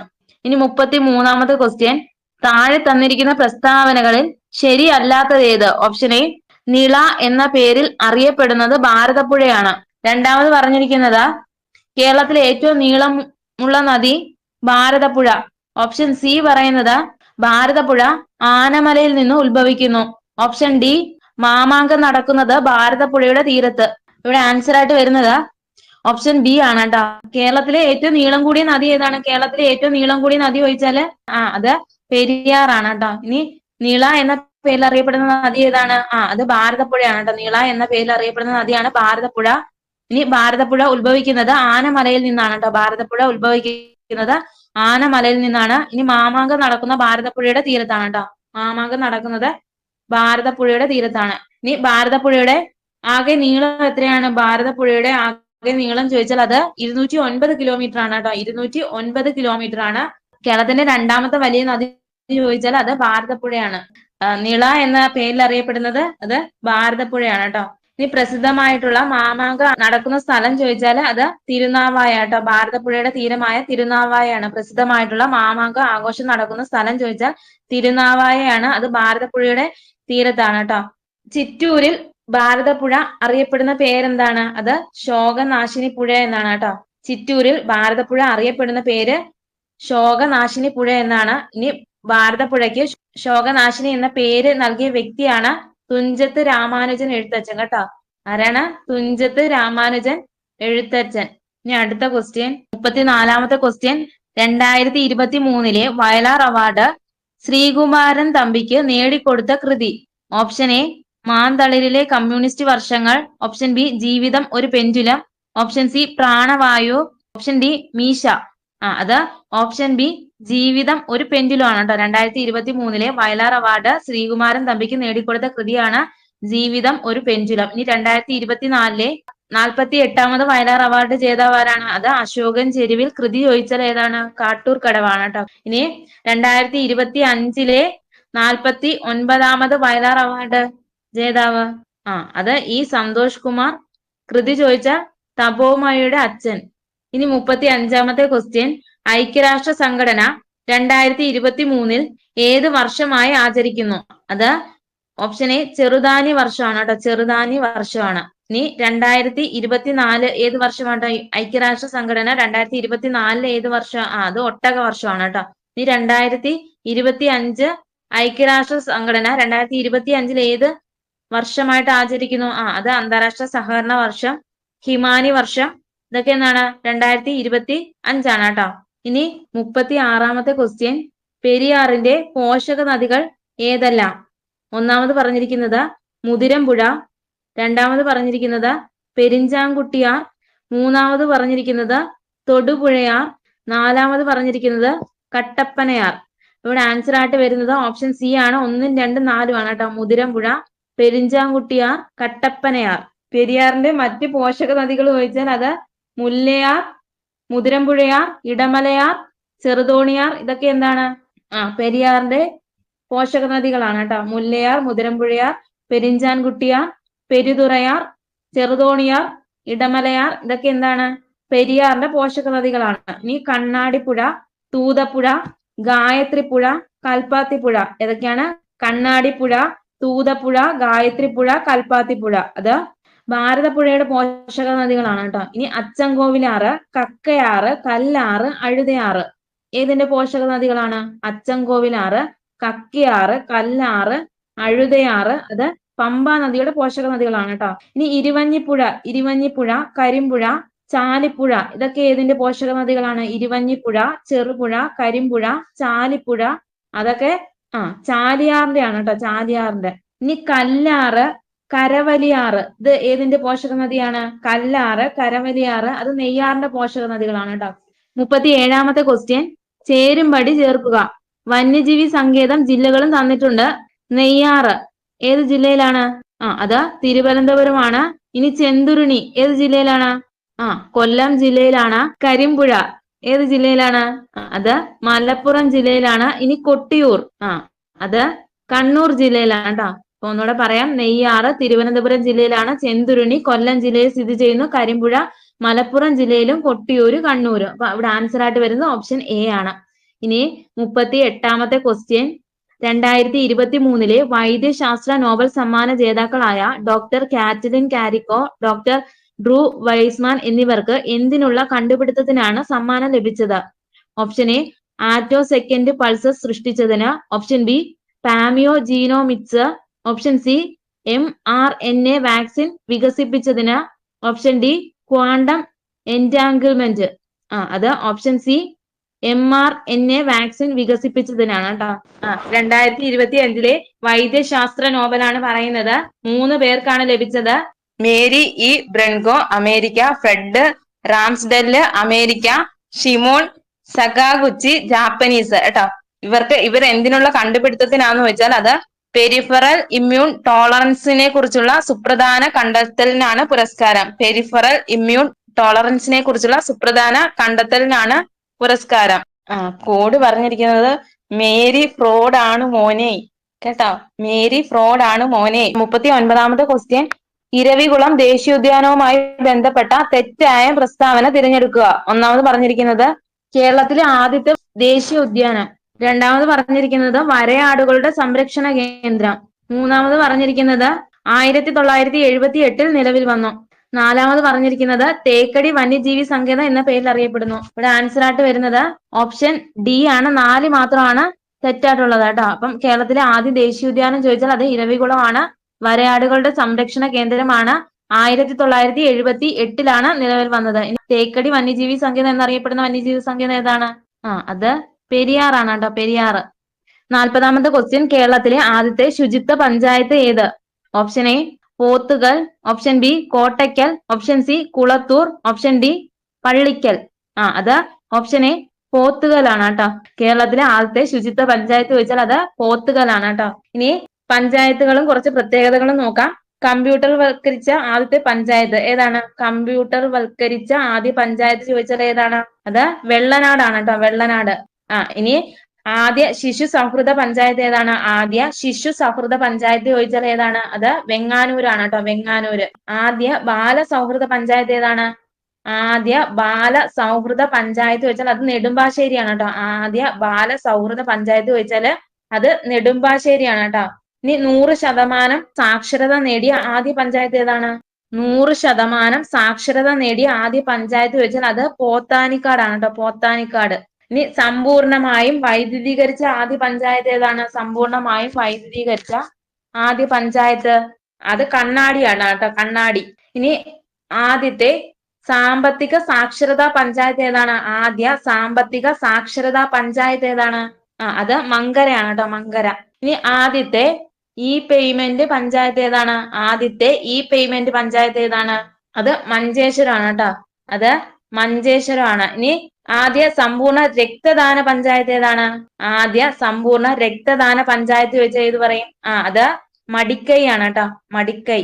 ഇനി കേരളത്തിലെ ആദ്യ ട്രൈബൽ പഞ്ചായത്ത് ഏതാണ്? കേരളത്തിലെ ആദ്യ ട്രൈബൽ പഞ്ചായത്ത് ഏതാണ്? അത് ഇടമലക്കുടിയാണ് കേട്ടോ, ഇടമലക്കുടി. ഇനി കേരളത്തിലെ ആദ്യ വ്യവഹാര രഹിത പഞ്ചായത്ത് ഏതാണ്? കേരളത്തിലെ ആദ്യ വ്യവഹാര രഹിത പഞ്ചായത്ത് ചോദിച്ചാൽ ഏതാണ്? അത് വരവൂരാണ് കേട്ടോ, വരവൂര്. ഇനി കേരളത്തിലെ ആദ്യ സ്ത്രീധന രഹിത പഞ്ചായത്ത് ഏതാണ്? കേരളത്തിലെ ആദ്യ സ്ത്രീധന രഹിത പഞ്ചായത്ത് അത് നിലമ്പൂരാണ് കേട്ടോ, നിലമ്പൂര്. ഇനി 41ാമത്തെ ക്വസ്റ്റ്യൻ, തണ്ണീർമുക്കം ബണ്ട് നിർമ്മിച്ചിരിക്കുന്ന കായൽ ഏതാ? അത് ഓപ്ഷൻ ബി വേമ്പനാട്ട് കായലാണ് കേട്ടോ. തണ്ണീർമുക്കം ബണ്ട് നിർമ്മിച്ചിരിക്കുന്ന കായൽ ചോദിച്ചാൽ അത് വേമ്പനാട്ട് കായലാണ്. ഇനി ഇന്ത്യയിലെ ഏറ്റവും നീളം കൂടിയ കായൽ ഏതാണ്? ഇന്ത്യയിലെ ഏറ്റവും നീളം കൂടിയ കായൽ ചോദിച്ചാൽ ഏതാണ്? അത് വേമ്പനാട്ട് കായലാണ് കേട്ടോ, വേമ്പനാട്ട് കായലാണ്. വേമ്പനാട്ട് കായലിന് കുറുകെ നിർമ്മിച്ചിരിക്കുന്ന ബണ്ടാണ് തണ്ണീർമുക്കം ബണ്ട്. ഇനി കുട്ടനാടിനെ വെള്ളപ്പൊക്കത്തിൽ നിന്ന് രക്ഷിക്കുന്നതിനായി വേമ്പനാട്ട് കായലിൽ നിർമ്മിച്ചിരിക്കുന്ന തടയണ ഏതാണ്? കുട്ടനാടിനെ വെള്ളപ്പൊക്കത്തിൽ നിന്ന് രക്ഷിക്കുന്നതിനായി വേമ്പനാട്ട് കായലിൽ നിർമ്മിച്ചിരിക്കുന്ന തടയണ ചോദിച്ചാൽ അത് തോട്ടപ്പള്ളി സ്പിൽവേ ആണ്. വർഷം 1955 കേട്ടോ, വർഷം 1955. കേരളത്തിലെ രണ്ടാമത്തെ ഏറ്റവും വലിയ കായൽ ഏതാണ്? കേരളത്തിലെ രണ്ടാമത്തെ ഏറ്റവും വലിയ കായൽ ചോദിച്ചാൽ അത് അഷ്ടമുടി കായലാണ്. അഷ്ടമുടി കായൽ സ്ഥിതി ചെയ്യുന്ന ജില്ല എവിടെയാണ്? അത് കൊല്ലം ജില്ലയാണ് കേട്ടോ, കൊല്ലം ജില്ലയാണ്. ഇനി കേരളത്തിലെ ഏറ്റവും തെക്കേ അറ്റത്തെ ശുദ്ധജല തടാകം ഏതാണ്? കേരളത്തിലെ ഏറ്റവും തെക്കേ അറ്റത്തെ ശുദ്ധജല തടാകം ചോദിച്ചാൽ ഏത് പറയും? അത് വെള്ളായണി കായൽ, തിരുവനന്തപുരമാണ് കേട്ടോ, വെള്ളായണി കായൽ, തിരുവനന്തപുരം. ഇനി കായലുകളുടെ രാജ്ഞി എന്നറിയപ്പെടുന്ന കായൽ ഏതാണ്? കായലുകളുടെ രാജ്ഞി എന്നറിയപ്പെടുന്ന കായൽ ചോദിച്ചാൽ അത് ഏതാണ്? അത് ശാസ്താംകോട്ട കായലാണ് കേട്ടോ. ഇനി കേരളത്തിലെ ഏറ്റവും വലിയ ശുദ്ധജല തടാകം ഏതാണ്? കേരളത്തിലെ ഏറ്റവും വലിയ ശുദ്ധജല തടാകം ചോദിച്ചാല് അത് ശാസ്താംകോട്ട കായലാണ് കേട്ടോ, ശാസ്താംകോട്ട കായല്. ഇനി അടുത്ത ക്വസ്റ്റ്യൻ, 42ാമത്തെ ക്വസ്റ്റ്യൻ, മുതിരമ്പുഴയാറ് സ്ഥിതി ചെയ്യുന്ന കേരളത്തിലെ ജലവൈദ്യുത നിലയങ്ങൾ ഏതെന്ന് താഴെ കൊടുത്തിരിക്കുന്നവയിൽ നിന്ന് കണ്ടെത്തുക. ഒന്നാമത് പറഞ്ഞിരിക്കുന്നത് പള്ളിവാസൽ, ചെങ്കുളം. രണ്ടാമത് പറഞ്ഞിരിക്കുന്നത് പെരിങ്ങൽകുത്ത്, പന്നിയാറ്. മൂന്നാമത് പറഞ്ഞിരിക്കുന്നത് ശബരിഗിരി, ഷോളയാറ്. നാലാമത് പറഞ്ഞിരിക്കുന്നത് കല്ലട, മണിയാറ്. ഇവിടെ ആൻസർ ആയിട്ട് വരുന്നത് ഓപ്ഷൻ എ ആണ്, ഒന്ന് മാത്രമാണ് കേട്ടോ. മുതിരമ്പുഴയാറിൽ സ്ഥിതി ചെയ്യുന്ന കേരളത്തിലെ ജലവൈദ്യുത നിലയങ്ങളാണ് പള്ളിവാസലും ചെങ്കുളവും. ഇനി ഷോളയാർ ജലവൈദ്യുത പദ്ധതി ഏത് നദിയിലാണ്? ഷോളയാർ ജലവൈദ്യുത പദ്ധതി അത് ചാലക്കുടി പുഴയിലാണ് കേട്ടോ. ഷോളയാർ ജലവൈദ്യുത പദ്ധതി ചാലക്കുടി പുഴയിലാണ്. ഇനി ശബരിഗിരി, ശബരിഗിരി ഏത് നദിയിലാണ്? ശബരിഗിരി അത് പമ്പയാണ് കേട്ടോ, പമ്പ. ഇനി മണിയാർ, മണിയാറ് ഏത് നദിയിലാണ്? മണിയാർ ജലവൈദ്യുത പദ്ധതിയും പമ്പയാണ് കേട്ടോ. ഇനി പന്നിയാർ ഏത് നദിയിലാണ്? പന്നിയാർ ജലവൈദ്യുത പദ്ധതി സ്ഥിതി ചെയ്യുന്നത് അത് പന്നിയാർ നദിയിൽ തന്നെയാണ്. ഇനി 43ാമത്തെ ക്വസ്റ്റ്യൻ, കേരളത്തിലെ തീരപ്രദേശത്തിന്റെ പ്രത്യേകതകൾ താഴെ കൊടുത്തിരിക്കുന്ന പ്രസ്താവനയിൽ നിന്ന് ശരിയായത് കണ്ടെത്തുക. ഒന്നാമത് പറഞ്ഞിരിക്കുന്നത് ഉപ്പ് രസമുള്ള എക്കൽ മണ്ണ്. രണ്ടാമത് പറഞ്ഞിരിക്കുന്നത് സഹ്യപർവ്വത നിരയുടെ ഭാഗം. മൂന്നാമത് പറഞ്ഞിരിക്കുന്നത് റബ്ബർ ധാരാളമായി കൃഷി ചെയ്യുന്ന സ്ഥലം. നാലാമത് പറഞ്ഞിരിക്കുന്നത് സമുദ്രനിരപ്പിൽ നിന്ന് ഉയർന്ന പ്രദേശം. ഇവിടെ ആൻസർ ആയിട്ട് വരുന്നത് ഓപ്ഷൻ സി ആണ്, ഒന്ന് മാത്രമാണ് തീരപ്രദേശത്തിന്റെ പ്രത്യേകത കേട്ടോ. ഇനി സഹ്യപർവ്വതത്തിന്റെ ഭാഗമായിട്ടുള്ള കേരളത്തിന്റെ ഭൂവിസ്തൃതിയുടെ എത്ര ശതമാനമാണ് തീരപ്രദേശം? കേരളത്തിന്റെ ഭൂവിസ്തൃതിയുടെ എത്ര ശതമാനമാണ്? അത് 10% കേട്ടോ, 10%. ഇനി റബ്ബർ ധാരാളമായി കൃഷി ചെയ്യുന്ന സ്ഥലം എവിടെയാണ്? റബ്ബർ ധാരാളമായി കൃഷി ചെയ്യുന്ന സ്ഥലം ചോദിച്ചാൽ അത് ഇടനാടാണ് കേട്ടോ, ഇടനാട്. ഇനി സഹ്യപർവ്വത നിരയുടെ ഭാഗമായിട്ടുള്ള ഭൂവിഭാഗം ഏതാണ്? സഹ്യപർവ്വത നിരയുടെ ഭാഗമായിട്ടുള്ളത് അത് മലനാടാണ് കേട്ടോ, മലനാട്. ഇനി 44ാമത്തെ ക്വസ്റ്റ്യൻ, ഇന്ത്യയിൽ വിദ്യാലയങ്ങളിലെ ഉച്ച ഭക്ഷണ പദ്ധതി ആദ്യമായി നടപ്പിലാക്കിയ സംസ്ഥാനം. Option A Karnataka, option B Andhra Pradesh, option C Tamil Nadu, option D Maharashtra. അത് ഓപ്ഷൻ സി തമിഴ്നാടാണ് കേട്ടോ. ഇന്ത്യയിലെ വിദ്യാലയങ്ങളിലെ ഉച്ചഭക്ഷണ പദ്ധതി ആദ്യമായി നടപ്പിലാക്കിയ സംസ്ഥാനം ചോദിച്ചാൽ അത് തമിഴ്നാടാണ്. ഇനി 45ാമത്തെ ക്വസ്റ്റ്യൻ, താഴെ എഴുതിയവയിൽ നിന്നും ശരിയായ ജോഡി തിരഞ്ഞെടുക്കുക. ഓപ്ഷൻ എ പറഞ്ഞിരിക്കുന്നത് കത്തിയവാർ പീഠഭൂമി. ഓപ്ഷൻ ബി പറയുന്നത് സുന്ദർവൻ ഡെൽറ്റ. ഇനി ഓപ്ഷൻ സി പറയുന്നത് ആരവല്ലി ഉപദ്വീപ്. ഓപ്ഷൻ ഡി പറയുന്നത് ഹൂഗ്ലി പർവ്വതം. ഇവിടെ ആൻസർ ആയിട്ട് വരുന്ന ഓപ്ഷൻ ബി ആണ്, സുന്ദർവൻ ഡെൽറ്റ ആണ് കേട്ടോ. ആരവല്ലി എന്ന് പറയുന്നത് എന്താണ്? ആരവല്ലി അതൊരു പർവ്വതനിരയാണ് കേട്ടോ, ആരവല്ലി പർവ്വതനിരയാണ്. 46ാമത്തെ ക്വസ്റ്റ്യൻ, ഡിസംബർ 1 ദുബായിൽ നടന്ന COP28 ഉച്ചകോടി ഏത് വിഷയവുമായി ബന്ധപ്പെട്ടതാണ്? ഓപ്ഷൻ എ മനുഷ്യാവകാശം, ഓപ്ഷൻ ബി യുദ്ധക്കെടുതികൾ, ഓപ്ഷൻ സി ദാരിദ്ര്യ നിർമ്മാർജ്ജനം, ഓപ്ഷൻ ഡി കാലാവസ്ഥാ വ്യതിയാനം. അത് ഓപ്ഷൻ ഡി കാലാവസ്ഥാ വ്യതിയാനമാണ്. ഡിസംബർ 1 ദുബായിൽ നടന്ന COP28 ഉച്ചകോടി ഏത് വിഷയവുമായി ബന്ധപ്പെട്ടതാണ്? അത് കാലാവസ്ഥാ വ്യതിയാനമാണ്. ഇനി 2025 COP30 ഐക്യരാഷ്ട്രസഭയുടെ 30ാമത് കാലാവസ്ഥാ ഉച്ചകോടി അഥവാ COP 30 നടക്കുന്നത് എവിടെയാണ്? അത് ബ്രസീലിലെ ബെലേം ആണ് കേട്ടോ. ബ്രസീലിലെ ബെലേം ആണ് ഐക്യരാഷ്ട്രസഭയുടെ 30ാമത് കാലാവസ്ഥ ഉച്ചകോടി 2025 നടക്കുന്നത് കേട്ടോ. ഇനി 2024 COP29 വേദി എവിടെയാണ്? 2024 COP29 വേദി അത് അസർബൈജാൻ, ബാക്കു അസർബൈജാൻ ആണ് കേട്ടോ. വേദി ചോദിച്ചാൽ ബാക്കു അസർബൈജാൻ. ഇനി അടുത്ത ക്വസ്റ്റ്യൻ 47ാമത്തെ ക്വസ്റ്റ്യൻ, ഇന്ത്യൻ ഭരണഘടനയിൽ ഉൾപ്പെടുന്ന മൗലിക കർത്തവ്യങ്ങളുടെ എണ്ണം പറ. അത് ഓപ്ഷൻ എ 11 ആണ് കേട്ടോ. ഇന്ത്യൻ ഭരണഘടനയിൽ ഉൾപ്പെടുന്ന മൗലിക കർത്തവ്യങ്ങളുടെ എണ്ണം 11 ആണ്. ഇനി 48ാമത്തെ ക്വസ്റ്റ്യൻ, കേരളത്തിലെ ആദ്യ തീവണ്ടി പാത ഏതെല്ലാം സ്ഥലങ്ങളെ ബന്ധിപ്പിച്ചായിരുന്നു? ഏതൊക്കെയാ? അത് ഓപ്ഷൻ ഡി തിരൂർ ബേപ്പൂർ ആണ് കേട്ടോ. തിരൂർ ബേപ്പൂർ ആണ്. ഇനി കേരളത്തിൽ റെയിൽവേ ലൈൻ ആരംഭിച്ച വർഷം എന്നാണെന്ന് വെച്ചാൽ അത് 1861 മാർച്ച് 12-നാണ് കേട്ടോ. 1861 മാർച്ച് 12-ന് കേരളത്തിലെ ആദ്യ റെയിൽവേ ലൈനാണ് ബേപ്പൂർ തിരൂർ റെയിൽപാത. ഇനി തിരുവിതാംകൂറിൽ ആദ്യമായി ട്രെയിൻ ഗതാഗതം ആരംഭിച്ച വർഷം എന്നാണ്? തിരുവിതാംകൂറിൽ ആദ്യമായി ട്രെയിൻ ഗതാഗതം ആരംഭിച്ച വർഷം എന്നാണ്? അത് 1904-ലാണ് കേട്ടോ. 1904 പുനലൂർ ചെങ്കോട്ടയാണ് കേട്ടോ. തിരുവിതാംകൂറിലെ ആദ്യത്തെ റെയിൽവേ ലൈൻ ചോദിച്ചാൽ അത് പുനലൂർ ചെങ്കോട്ടയാണ്. ഇനി കേരളത്തിലെ ആദ്യ റെയിൽവേ ഡിവിഷൻ ഏതാണ്? കേരളത്തിലെ ആദ്യ റെയിൽവേ ഡിവിഷൻ ചോദിച്ചാൽ ഏതാണ്? അത് പാലക്കാട് കേട്ടോ. പാലക്കാട്. പാലക്കാട് റെയിൽവേ ഡിവിഷൻ മുൻകാലങ്ങളിൽ അറിയപ്പെട്ടിരുന്ന പേരാണ് ഒലവക്കോട് റെയിൽവേ സ്റ്റേഷൻ കേട്ടോ. Olavakkode railway station. Railway line കടന്നു പോകാത്ത കേരളത്തിലെ ജില്ലകൾ ഏതൊക്കെയാണ്? റെയിൽവേ ലൈൻ കടന്നു പോകാത്ത കേരളത്തിലെ ജില്ലകൾ ചോദിച്ചാൽ അത് വയനാട് ഇടുക്കിയാണ് കേട്ടോ. വയനാട് ഇടുക്കിയാണ്. ഇനി കേരളത്തിലെ ഏറ്റവും വലിയ റെയിൽവേ സ്റ്റേഷൻ ഏതാണ്? കേരളത്തിലെ ഏറ്റവും വലിയ റെയിൽവേ സ്റ്റേഷൻ ഏതാണ്? അത് ഷൊർണൂരാണ് കേട്ടോ. ഷൊർണൂര്. ഇനി പത്തനംതിട്ട ജില്ലയിലെ ഏക റെയിൽവേ സ്റ്റേഷൻ ഏതാണ്? പത്തനംതിട്ട ജില്ലയിലെ ഏക റെയിൽവേ സ്റ്റേഷൻ ഏതാണ്? അത് തിരുവല്ലയാണ് കേട്ടോ. തിരുവല്ല. ഇനി കേന്ദ്ര റെയിൽവേ മന്ത്രിയായ ആദ്യ മലയാളി ആരാണ്? കേന്ദ്ര റെയിൽവേ മന്ത്രിയായ ആദ്യ മലയാളി ആരാണ്? അത് ജോൺ മത്തായി ആണ് കേട്ടോ. സ്വതന്ത്ര ഇന്ത്യയിലെ ആദ്യ റെയിൽവേ ബജറ്റ് അവതരിപ്പിച്ച മലയാളി ആരാണെന്ന് വെച്ചാല് അത് ജോൺ മത്തായി ആണ്. ഇനി കേന്ദ്ര റെയിൽവേ മന്ത്രിയായ രണ്ടാമത്തെ മലയാളി ആരാണ്? കേന്ദ്ര റെയിൽവേ മന്ത്രിയായ രണ്ടാമത്തെ മലയാളി ചോദിച്ചാൽ അതാരാണ്? അത് പനമ്പള്ളി ഗോവിന്ദ മേനോനാണ് കേട്ടോ. പനമ്പള്ളി ഗോവിന്ദ മേനോനാണ്. ഇനി 49ാമത്തെ ക്വസ്റ്റ്യൻ, ലാക്ടോമീറ്റർ താഴെ പറയുന്നവയിൽ ഏതുമായി ബന്ധപ്പെട്ടിരിക്കുന്നു? അത് ഓപ്ഷൻ സി പാലാണ് കേട്ടോ. ലാക്ടോമീറ്റർ പാലിന്റെ ശുദ്ധത അളക്കുന്ന ഉപകരണമാണ് കേട്ടോ. ഇനി അന്തരീക്ഷ മർദ്ദം അളക്കുന്ന ഉപകരണം ഏതാണ്? അന്തരീക്ഷ മർദ്ദം അളക്കുന്ന ഉപകരണം ഏതാണ്? അത് ബാരോമീറ്റർ ആണ് കേട്ടോ. ബാരോമീറ്റർ. ഇനി 50ാമത്തെ ക്വസ്റ്റ്യൻ, UK, ഇന്ത്യ, കെനിയ ഈ 3 രാജ്യങ്ങളുടെ പ്രത്യേകത എന്ത്? ഓപ്ഷൻ എ ആഫ്രിക്കൻ രാജ്യങ്ങൾ, ഓപ്ഷൻ ബി കോമൺവെൽത്ത് രാജ്യങ്ങൾ, ഓപ്ഷൻ സി G7 രാജ്യങ്ങൾ, ഓപ്ഷൻ ഡി നാറ്റോ രാജ്യങ്ങൾ. അത് ഓപ്ഷൻ ബി കോമൺവെൽത്ത് രാജ്യങ്ങളാണ് കേട്ടോ. UK, ഇന്ത്യ, കെനിയ എന്നിവ കോമൺവെൽത്ത് രാജ്യങ്ങളാണ്. 51ാമത്തെ ക്വസ്റ്റ്യൻ, ഹരിതഗൃഹ വാതകങ്ങളിൽ പെടാത്തത് ഏത്? Option A carbon dioxide, option B methane, option C nitrous oxide, option D nitrogen. അത് ഓപ്ഷൻ ഡി നൈട്രജൻ ആണ് കേട്ടോ. നൈട്രജൻ. ഇതാണ് ഹരിതഗൃഹ വാതകങ്ങളിൽ പെടാത്തത് നൈട്രജൻ ആണ്. ഇനി ഹരിതഗൃഹ വാതകങ്ങൾ ഏതൊക്കെയാണ്? അത് carbon dioxide, nitrous oxide, methane കേട്ടോ. ഇനി അടുത്ത ക്വസ്റ്റ്യൻ 52ാമത്തെ ക്വസ്റ്റ്യൻ, INA-യുമായി ബന്ധപ്പെട്ട നേതാക്കൾ ആരെല്ലാം? Option A Subhash Chandra Bose, captain Lakshmi, option B Rash Behari Bose, Bhagat Singh, option C Lala Hardayal, Sarojini Naidu, option D Subhash Chandra Bose, Rajguru. അത് ഓപ്ഷൻ എ സുഭാഷ് ചന്ദ്രബോസും ക്യാപ്റ്റൻ ലക്ഷ്മിയാണ് കേട്ടോ. INA-യുമായി ബന്ധപ്പെട്ട നേതാക്കളാണ് സുഭാഷ് ചന്ദ്രബോസും ക്യാപ്റ്റൻ ലക്ഷ്മിയും. ഇനി INA-യുടെ വനിതാ വിഭാഗം ഏതാണ്? INA-യുടെ വനിതാ വിഭാഗം അത് ഝാൻസി റാണി റെജിമെന്റ് എന്നറിയപ്പെടുന്ന കേട്ടോ. INA-യുടെ വനിതാ വിഭാഗമാണ് ഝാൻസി റാണി റെജിമെന്റ്. ഇനി INA-യുടെ വനിതാ വിഭാഗം മേധാവി ചോദിച്ചാൽ അത് ക്യാപ്റ്റൻ ലക്ഷ്മി ആയിരുന്നു കേട്ടോ. INA-യുടെ വനിതാ വിഭാഗം മേധാവിയായിരുന്നു ക്യാപ്റ്റൻ ലക്ഷ്മി.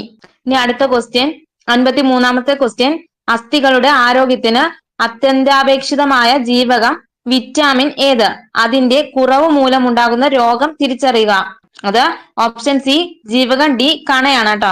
അസ്ഥികളുടെ ആരോഗ്യത്തിന് അത്യന്താപേക്ഷിതമായിട്ടുള്ള ജീവകമാണ് ജീവകം ഡി. അതിന്റെ അഭാവം മൂലം ഉണ്ടാകുന്ന രോഗം ചോദിച്ചാൽ അത് റിക്കറ്റ്സ് അഥവാ കണയാണ് കേട്ടോ. ഇനി വൈറ്റമിൻ എയുടെ അഭാവം മൂലം ഉണ്ടാകുന്ന രോഗമാണ് നിശാന്തത.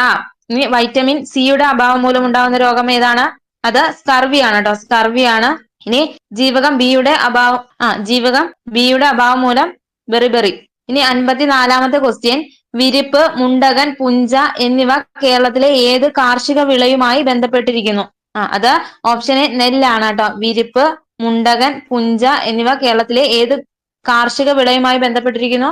അത് നെല്ലാണ്. ഇനി നെല്ലിന്റെ ശീതകാല കൃഷിരീതി അറിയപ്പെടുന്ന പേരെന്താണ്? നെല്ലിന്റെ ശീതകാല കൃഷിരീതി അറിയപ്പെടുന്ന പേരാണ് മുണ്ടകൻ എന്നറിയപ്പെടുന്നത് കേട്ടോ. നെല്ലിന്റെ ശീതകാല കൃഷിരീതി അറിയപ്പെടുന്ന പേരാണ് മുണ്ടകൻ എന്നറിയപ്പെടുന്നത് കേട്ടോ. ഇനി വേനൽക്കാല കൃഷിരീതിയാണ് പുഞ്ച. ഏതാണ് വേനൽക്കാല കൃഷിരീതി ചോദിച്ചാൽ അത് പുഞ്ചയാണ് കേട്ടോ. ഇനി അടുത്ത ക്വസ്റ്റ്യൻ, 55-ാമത്തെ ക്വസ്റ്റ്യൻ, കേരളത്തിലെ കടുവ സംരക്ഷണ കേന്ദ്രങ്ങളിൽ ഒന്ന്. Option A Silent Valley, option B Mathikettanchola, option C Eravikulam, option D Parambikulam. അത് ഓപ്ഷൻ ഡി പറമ്പിക്കുളം ആണ് കേട്ടോ. കേരളത്തിലെ കടുവ സംരക്ഷണ കേന്ദ്രങ്ങളാണ് പറമ്പിക്കുളം. ഇനി പറമ്പിക്കുളം വന്യജീവി സങ്കേതം സ്ഥിതി ചെയ്യുന്ന ജില്ല ഏതാണ്? പറമ്പിക്കുളം വന്യജീവി സങ്കേതം സ്ഥിതി ചെയ്യുന്ന ജില്ല ചോദിച്ചാൽ അത് പാലക്കാടാണ് കേട്ടോ. പറമ്പിക്കുളം വന്യജീവി സങ്കേതം നിലവിൽ വന്ന വർഷം എന്നാണ്? അത് 1973 കേട്ടോ. 1973 പറമ്പിക്കുളം വന്യജീവി സങ്കേതം നിലവിൽ വരുന്നത്. ഇനി കേരളത്തിലെ രണ്ടാമത്തെ കടുവ സംരക്ഷണ കേന്ദ്രമാണ് കേട്ടോ. കേരളത്തിലെ രണ്ടാമത്തെ കടുവ സംരക്ഷണ കേന്ദ്രമാണ്. ഇനി പറമ്പിക്കുളം വന്യജീവി സങ്കേതം സ്ഥിതി ചെയ്യുന്ന ഗ്രാമപഞ്ചായത്താണ് മുതലമട. പറമ്പിക്കുളം വന്യജീവി സങ്കേതം സ്ഥിതി ചെയ്യുന്ന ഗ്രാമപഞ്ചായത്താണ് മുതലമട കേട്ടോ. ഇനി പറമ്പിക്കുളം വന്യജീവി സങ്കേതത്തിന്റെ ആസ്ഥാനം സ്ഥിതി ചെയ്യുന്നത് എവിടെയാണ്? അത് തുണക്കടവാണ് കേട്ടോ. പറമ്പിക്കുളം വന്യജീവി സങ്കേതത്തിന്റെ ആസ്ഥാനം സ്ഥിതി ചെയ്യുന്നത് തുണക്കടവാണ് കേട്ടോ. ഇനി കേരളത്തിലെ ഏറ്റവും കൂടുതൽ കാട്ടുപോത്തുകൾ കാണപ്പെടുന്ന വന്യജീവി സങ്കേതം ഏതാണ്? കേരളത്തില് ഏറ്റവും കൂടുതൽ കാട്ടുപോത്തുകൾ കാണപ്പെടുന്ന വന്യജീവി സങ്കേതം ചോദിച്ചാൽ അത് പറമ്പിക്കുളമാണ് കേട്ടോ. ഇനി റെഡ് ഡേറ്റ ബുക്കിൽ ഇടം നേടിയ വന്യജീവി സങ്കേതം ഏതാണ്? റെഡ് ഡേറ്റ ബുക്കിൽ ഇടം നേടിയ വന്യജീവി സങ്കേതം ചോദിച്ചാൽ അത് പറമ്പിക്കുളം ആണ് കേട്ടോ. തമിഴ്നാട്ടിലൂടെ മാത്രം പ്രവേശന കവാടമുള്ള ഏക വന്യജീവി സങ്കേതം ഇതാണ്. തമിഴ്നാട്ടിലൂടെ മാത്രം പ്രവേശന കവാടമുള്ള കേരളത്തിലെ വന്യജീവി സങ്കേതം ചോദിച്ചാൽ അത് പറമ്പിക്കുളമാണ്. 56-ാമത്തെ ക്വസ്റ്റ്യൻ, താഴെ നൽകിയിരിക്കുന്ന പ്രസ്താവനകൾ പരിശോധിച്ച് ശരിയായവ ഏതെല്ലാം എന്ന് കണ്ടെത്തുക. ഒന്നാമത് പറഞ്ഞിരിക്കുന്നത് മനുഷ്യ ശരീരത്തിൽ പദാർത്ഥ സംവഹനം നടത്തുന്നത് രക്തപര്യന വ്യവസ്ഥയാണ്. രണ്ടാമത് പറഞ്ഞിരിക്കുന്നത് രക്തപര്യന വ്യവസ്ഥയിലെ പ്രധാന ഭാഗങ്ങളാണ് ഹൃദയവും രക്തക്കുഴലുകളും. മൂന്നാമത് പറഞ്ഞിരിക്കുന്നത് മനുഷ്യ ശരീരത്തിലെ വിവിധ പ്രവർത്തനങ്ങളെ നിയന്ത്രിക്കുകയും ഏകോപിപ്പിക്കുകയും ചെയ്യുന്നത് നാഡീവ്യവസ്ഥയാണ്. നാലാമത് പറഞ്ഞിരിക്കുന്നത് നാഡീവ്യവസ്ഥയുടെ പ്രധാന ഭാഗങ്ങളാണ് വൃക്കകളും കരളുകളും. വൃക്കകളും കരളും. അപ്പം ഇവിടെ ആൻസർ ആയിട്ട് വരുന്നത് ഓപ്ഷൻ എ ആണ്. 1, 2, 3 ശരിയാണ്, 4 തെറ്റാണ് കേട്ടോ. ഇനി നാഡീവ്യവസ്ഥയുടെ പ്രധാന ഭാഗങ്ങൾ ഏതൊക്കെയാണ്? നാഡീവ്യവസ്ഥയുടെ പ്രധാന ഭാഗങ്ങൾ ചോദിച്ചാൽ ഏത് പറയും? മസ്തിഷ്കവും സുഷുമ്നയാണ് കേട്ടോ. അപ്പൊ മനുഷ്യ ശരീരത്തില് പദാർത്ഥ സംവഹനം നടത്തുന്നത് രക്തപര്യന വ്യവസ്ഥയാണ്. രക്തപര്യന വ്യവസ്ഥയിലെ പ്രധാന ഭാഗങ്ങളാണ് ഹൃദയവും രക്തക്കുഴലുകളും. ഇനി മനുഷ്യ ശരീരത്തിലെ വിവിധ പ്രവർത്തനങ്ങളെ നിയന്ത്രിക്കുകയും ഏകോപിപ്പിക്കുകയും ചെയ്യുന്നത് നാഡീവ്യവസ്ഥയാണ് കേട്ടോ. ഇനി 57-ാമത്തെ ക്വസ്റ്റ്യൻ, 2023 കേരളത്തിൽ നിപ്പ രോഗം റിപ്പോർട്ട് ചെയ്ത ജില്ല ഏത്? Option A Palakkad, option B Wayanad, option C Kozhikode, option D Kannur. അത് ഓപ്ഷൻ സി കോഴിക്കോടാണ് കേട്ടോ. 2023 കേരളത്തിൽ നിപ്പ രോഗം റിപ്പോർട്ട് ചെയ്ത ജില്ല ഏതാണ്? അത് കോഴിക്കോടാണ്. ഇനി 58-ാമത്തെ ക്വസ്റ്റ്യൻ, പരിസ്ഥിതി സൗഹാർദ്ദപരമായ കീട നിയന്ത്രണ മാർഗങ്ങളിൽ ഉൾപ്പെടാത്തത് ഏത്? ഓപ്ഷൻ എ മിത്രകീടങ്ങൾ, ഓപ്ഷൻ ബി ഉറുമ്പുപൊടി, ഓപ്ഷൻ സി വേപ്പിൻകുരു സത്ത്, ഓപ്ഷൻ ഡി വെളുത്തുള്ളി മിശ്രിതം. അത് ഓപ്ഷൻ ബി ഉറുമ്പുപൊടിയാണ് കേട്ടോ. പരിസ്ഥിതി സൗഹാർദ്ദപരമായ കീടനാശിനി മാർഗങ്ങളിൽ ഉൾപ്പെടാത്തത് ഉറുമ്പുപൊടിയാണ്. ബാക്കിയൊക്കെ എന്താണ്? മിത്രകീടങ്ങളും വേപ്പിൻകുരു സത്തും വെളുത്തുള്ളി മിശ്രിതവും ഒക്കെ എന്താണ്? അത് പരിസ്ഥിതി സൗഹാർദ്ദപരമായ കീടനാശിനി മാർഗങ്ങളാണ് കേട്ടോ. 59-ാമത്തെ ക്വസ്റ്റ്യൻ, വേരുകൾ വായുവിലേക്ക് വളരുന്ന രീതിയിൽ സസ്യങ്ങളെ വളർത്തി പോഷക ലായനികൾ വേരിലേക്ക് സ്പ്രേ ചെയ്യുന്ന കൃഷിരീതിയാണ് option A aeroponics, option B hydroponics, option C polyhouse farming, option D precision farming. അത് ഓപ്ഷൻ എ എയറോപോണിക്സ് ആണ് കേട്ടോ. വേരുകൾ വായുവിലേക്ക് വളരുന്ന രീതിയിൽ സസ്യങ്ങളെ വളർത്തി പോഷക ലായനിയിൽ വേരിലേക്ക് സ്പ്രേ ചെയ്യുന്ന കൃഷിരീതിയാണ് എയറോപോണിക്സ്. 60-ാമത്തെ ക്വസ്റ്റ്യൻ, ദൃശ്യപ്രകാശം അതിന്റെ ഘടകവർണ്ണങ്ങളായി വേർതിരിയുന്ന പ്രതിഭാസം ഏത്? ദൃശ്യപ്രകാശം അതിന്റെ ഘടകവർണ്ണങ്ങളായി വേർതിരിയുന്ന പ്രതിഭാസം ഏത്? അത് പ്രകീർണനമാണ് കേട്ടോ. പ്രകീർണനം. ഇനി 61-ാമത്തെ ക്വസ്റ്റ്യൻ, ആറ്റത്തെ സംബന്ധിച്ച് താഴെ കൊടുത്തിരിക്കുന്ന പ്രസ്താവനകൾ പരിശോധിച്ച് ശരിയായത് കണ്ടെത്തുക. ഒന്നാമത് പറഞ്ഞിരിക്കുന്നത് ആറ്റത്തിന്റെ കേന്ദ്രഭാഗം ന്യൂക്ലിയസ് എന്നറിയപ്പെടുന്നു. രണ്ടാമത്തെ പ്രസ്താവന ഇലക്ട്രോണുകൾ ന്യൂക്ലിയസിൽ കാണപ്പെടുന്നു. മൂന്നാമത് പറഞ്ഞിരിക്കുന്നത് ആറ്റത്തിലെ പോസിറ്റീവ് ചാർജുള്ള കണമാണ് പ്രോട്ടോൺ. അപ്പൊ ഇവിടെ ആൻസർ ആയിട്ട് വരുന്നത് ഓപ്ഷൻ ബി ആണ്. 1ഉം 3ഉം മാത്രമാണ് ശരിയായിട്ടുള്ളത് കേട്ടോ. ഏതൊക്കെയാണ്? ആറ്റത്തിന്റെ കേന്ദ്ര ഭാഗം ന്യൂക്ലിയസ് എന്നറിയപ്പെടുന്നു. ഇനി ആറ്റത്തിലെ പോസിറ്റീവ് ചാർജുള്ള കണമാണ് പ്രോട്ടോൺ. ഇനി ആറ്റത്തിലെ ചാർജ് ഇല്ലാത്ത കണം ഏതാണ്? ആറ്റത്തിലെ ചാർജ് ഇല്ലാത്ത കണം ഏതാണ്? അത് ന്യൂട്രോൺ ആണ് കേട്ടോ. ന്യൂട്രോൺ. നെഗറ്റീവ് ചാർജുള്ള കണമാണ് ഇലക്ട്രോൺ എന്ന് പറയുന്നത് കേട്ടോ. 62ാമത്തെ ക്വസ്റ്റ്യൻ, താഴെ കൊടുത്തിരിക്കുന്നവയിൽ ഹൈഡ്രജൻ വാതകം ഉണ്ടാകുന്നത് ഏത് സന്ദർഭത്തിലാണ്? Option A hydrochloric acid zinc ലോഹവുമായി പ്രവർത്തിക്കുമ്പോൾ. Option B hydrochloric acid calcium കാർബണേറ്റുമായി പ്രവർത്തിക്കുമ്പോൾ. Option C hydrochloric acid sodium നൈട്രേറ്റുമായി പ്രവർത്തിക്കുമ്പോൾ. Option D hydrochloric acid sodium ഹൈഡ്രോക്സൈഡുമായി പ്രവർത്തിക്കുമ്പോൾ. ഇവിടെ ആൻസർ ആയിട്ട് വരുന്ന option A hydrochloric acid zinc ലോഹവുമായി പ്രവർത്തിക്കുമ്പോഴാണ് ഹൈഡ്രജൻ വാതകം ഉണ്ടാകുന്നത് കേട്ടോ. ഹൈഡ്രോക്ലോറിക് ആസിഡ് സിങ്ക് ലോഹവുമായി പ്രവർത്തിക്കുമ്പോൾ ഹൈഡ്രജൻ വാതകങ്ങൾ ഉണ്ടാകുന്നു. ഇനി 63ാമത്തെ ക്വസ്റ്റ്യൻ, ഇരുമ്പിന്റെ അയിര് ഏത്? അത് ഓപ്ഷൻ ഡി ഹേമറ്റൈറ്റ് ആണ് കേട്ടോ. ഇരുമ്പിന്റെ അയിര് ചോദിച്ചാൽ അത് ഹേമറ്റൈറ്റ് ആണ്. ഇനി അലൂമിനിയത്തിന്റെ അയിര് ഏതാണ്? അലൂമിനിയത്തിന്റെ അയിര് അത് ബോക്സൈറ്റ് ആണ് കേട്ടോ. അലൂമിനിയത്തിന്റെ അയിര് ചോദിച്ചാൽ അത് ബോക്സൈറ്റ് ആണ്. ഇനി ഇരുമ്പിന്റെ അയിരുകളാണ് ഹേമറ്റൈറ്റും മാഗ്നറ്റൈറ്റും കേട്ടോ. ഇരുമ്പിന്റെ അയിരുകളാണ് ഹേമറ്റൈറ്റും മാഗ്നറ്റൈറ്റും. ഇനി കോപ്പറിന്റെ അയിരുകൾ ഏതൊക്കെയാണ്? കോപ്പറിന്റെ അയിരുകൾ ഏതൊക്കെയാണ്? അത് കുപ്രൈറ്റ് ആണ് കേട്ടോ. കോപ്പറിന്റെ അയിരുകളാണ് കുപ്രൈറ്റും കോപ്പർ പൈറേറ്റും. ഇനി സിങ്കിന്റെ പ്രധാന അയിര് ചോദിച്ചാൽ അത് കലാമിൻ ആണ് കേട്ടോ. സിങ്ക്, കലാമിൻ, സിങ്ക് ബ്ലെൻഡ്, ഇതൊക്കെ എന്താണ്? സിങ്കിന്റെ പ്രധാന അയിരുകളാണ്. ഇനി 64ാമത്തെ ക്വസ്റ്റ്യൻ, പാരപ്പറ്റിൽ വെച്ചിരിക്കുന്ന ഒരു ചെടിച്ചട്ടി താഴേക്ക് പതിക്കുമ്പോൾ അതിനുണ്ടാകുന്ന ഊർജമാറ്റം. ഓപ്ഷൻ എ ഗതികോർജവും സ്ഥിതികോർജവും ഒരുപോലെ വർദ്ധിക്കുന്നു.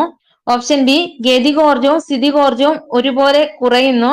ഓപ്ഷൻ സി ഗതികോർജം വർദ്ധിക്കുന്നു സ്ഥിതികോർജം കുറയുന്നു. ഓപ്ഷൻ ഡി ഗതികോർജം കുറയുന്നു സ്ഥിതികോർജം വർദ്ധിക്കുന്നു. ഇവിടെ ആൻസർ ആയിട്ട് വരുന്ന ഓപ്ഷൻ സി ഗതികോർജം വർദ്ധിക്കുന്നു സ്ഥിതികോർജം കുറയുന്നു കേട്ടോ. പാരപ്പറ്റിൽ വെച്ചിരിക്കുന്ന ഒരു ചെടിച്ചട്ടി താഴേക്ക് പതിക്കുമ്പോൾ അതിനുണ്ടാകുന്ന ഊർജ്ജമാറ്റം എന്താണ്? ഗതികോർജം വർദ്ധിക്കുകയും സ്ഥിതികോർജം കുറയുകയും ചെയ്യുന്നു കേട്ടോ. ഇനി 65ാമത്തെ ക്വസ്റ്റ്യൻ, ഇന്ത്യയുടെ ഏറ്റവും പുതിയ യുദ്ധക്കപ്പലായ INS മഹേന്ദ്രഗിരിക്ക് ഇന്ത്യയിലെ ഏത് സംസ്ഥാനത്തെ മലനിരകളുടെ പേരാണ് നൽകിയിരിക്കുന്നത്? Option A Andhra Pradesh, option B Karnataka, option C Odisha, option D Tamil Nadu. അത് ഒഡീഷയാണ് കേട്ടോ. ഒഡീഷ. 66ാമത്തെ ക്വസ്റ്റ്യൻ, 2023 വനിതാ ഫുട്ബോൾ ലോകകപ്പ് ചാമ്പ്യന്മാരായ രാജ്യം. അത് ഓപ്ഷൻ ബി സ്പെയിൻ ആണ് കേട്ടോ. സ്പെയിൻ. 67ാമത്തെ ക്വസ്റ്റ്യൻ, താഴെ തന്നിരിക്കുന്നവയിൽ വിസർജന അവയവം അല്ലാത്തത് ഏത്? ഓപ്ഷൻ എ വൃക്ക, ഓപ്ഷൻ ബി ഹൃദയം, ഓപ്ഷൻ സി ത്വക്ക്, ഓപ്ഷൻ ഡി ശ്വാസകോശം. അത് ഓപ്ഷൻ ബി ഹൃദയമാണ് കേട്ടോ. ഹൃദയം. ഇനി 68ാമത്തെ ക്വസ്റ്റ്യൻ, താഴെ കൊടുത്തിരിക്കുന്നവയിൽ വൈറസ് മൂലം ഉണ്ടാകുന്ന രോഗം ഏത്? Option A AIDS, option B എലിപ്പനി, option C diphtheria, option D ക്ഷയം. അത് ഓപ്ഷൻ എ എയ്ഡ്സ് ആണ് കേട്ടോ. എയ്ഡ്സ് വൈറസ് മൂലം ഉണ്ടാകുന്ന രോഗമാണ് എയ്ഡ്സ്. ഇനി എലിപ്പനി ഏത് മൂലം ഉണ്ടാകുന്ന രോഗമാണ്? അത് ബാക്ടീരിയ രോഗമാണ് കേട്ടോ. ക്ഷയം, ഡിഫ്തീരിയ ഇവയൊക്കെ എന്താണ്? ബാക്ടീരിയ മൂലം ഉണ്ടാകുന്ന രോഗങ്ങളാണ്. ഡിഫ്തീരിയ, എലിപ്പനി, ക്ഷയം ഇതൊക്കെ എന്താണ്? ബാക്ടീരിയ മൂലം ഉണ്ടാകുന്ന രോഗങ്ങളാണ്. ഇനി 69ാമത്തെ ക്വസ്റ്റ്യൻ, പുകവലി മൂലം ശ്വാസകോശത്തിലെ വായു അറകളുടെ ഇലാസ്തികത നഷ്ടപ്പെട്ട് അവ പൊട്ടുകയും വൈറ്റൽ കപ്പാസിറ്റി കുറയുകയും ചെയ്യുന്ന രോഗാവസ്ഥ ഏതാണ്? അത് ഓപ്ഷൻ ഡി എംഫിസിമയാണ് കേട്ടോ. പുകവലി മൂലം ശ്വാസകോശത്തിലെ വായു അറകളുടെ ഇലാസ്തികത നഷ്ടപ്പെട്ട് അവ പൊട്ടുകയും വൈറ്റൽ കപ്പാസിറ്റി കുറയുകയും ചെയ്യുന്ന രോഗാവസ്ഥയാണ് എംഫിസിമ എന്നറിയപ്പെടുന്നത്. ഇനി 70ാമത്തെ ക്വസ്റ്റ്യൻ, ന്യൂനത സാങ്കേതിക വിദ്യയുടെ സഹായത്തോടെ കുഷ്ഠരോഗ നിർമ്മാർജ്ജനത്തിന് കേരള ആരോഗ്യ വകുപ്പ് നടപ്പിലാക്കുന്ന പദ്ധതി. Option A Hridyam, option B Elsa, option C Thalolam, option D Suhritham. അത് ഓപ്ഷൻ ബി എൽസയാണ് കേട്ടോ. ന്യൂനത സാങ്കേതിക വിദ്യയുടെ സഹായത്തോടെ കുഷ്ഠരോഗ നിർമ്മാർജ്ജനത്തിന് കേരള ആരോഗ്യ വകുപ്പ് നടപ്പിലാക്കുന്ന പദ്ധതിയാണ് എൽസ. ഇനി 71ാമത്തെ ക്വസ്റ്റ്യൻ, 2023 പരിസ്ഥിതി ദിന സന്ദേശം താഴെ പറയുന്നവയിൽ ഏതാണ്? ഓപ്ഷൻ എ ഒരേയൊരു ഭൂമി, ഓപ്ഷൻ ബി പരിസ്ഥിതി പുനഃസ്ഥാപനം, ഓപ്ഷൻ സി പ്രകൃതിക്കായി ഈ സമയം, ഓപ്ഷൻ ഡി പ്ലാസ്റ്റിക് മലിനീകരണം ചെറുക്കുക. അത് ഓപ്ഷൻ ഡി പ്ലാസ്റ്റിക് മലിനീകരണം ചെറുക്കുക കേട്ടോ. 2023 പരിസ്ഥിതി ദിന സന്ദേശമാണ് പ്ലാസ്റ്റിക് മലിനീകരണം ചെറുക്കുക. ഇനി 2025 പരിസ്ഥിതി ദിന സന്ദേശം ഏതാണ്? 2025 പരിസ്ഥിതി ദിന സന്ദേശം ചോദിച്ചാൽ അത് ബീറ്റ് പ്ലാസ്റ്റിക് പൊല്യൂഷൻ ആണ് കേട്ടോ. ബീറ്റ് പ്ലാസ്റ്റിക് പൊല്യൂഷൻ ആണ്. ഇനി 2025 പരിസ്ഥിതി ദിന വേദി ചോദിച്ചാൽ അത് സൗത്ത് കൊറിയ ആണ് കേട്ടോ. 2025 പരിസ്ഥിതി ദിന വേദി ചോദിച്ചാൽ അത് സൗത്ത് കൊറിയ ആണ്. ഇനി 72ാമത്തെ ക്വസ്റ്റ്യൻ, ദഹന ഫലമായി പ്രോട്ടീൻ വിഘടിച്ച് ഉണ്ടാകുന്ന ലഘു ഘടകം ഏതാണ്? Option A glucose, option B glycerol, option C amino acid, option D fatty acid. അത് ഓപ്ഷൻ സി അമിനോ ആസിഡ് ആണ് കേട്ടോ. ദഹന ഫലമായി പ്രോട്ടീൻ വിഘടിച്ചുണ്ടാകുന്ന ലഘു ഘടകം ഏതാണ്? അത് അമിനോ ആസിഡ് ആണ്. ഇനി 73ാമത്തെ ക്വസ്റ്റ്യൻ, കാൽ വിരലുകൾക്കിടയിലും പാദങ്ങളിലും ചൊറിച്ചിലുണ്ടാകുന്ന അറ്റ്ലസ് ഫൂട്ട് എന്ന രോഗത്തിന് കാരണമായ സൂക്ഷ്മജീവി ഏത്?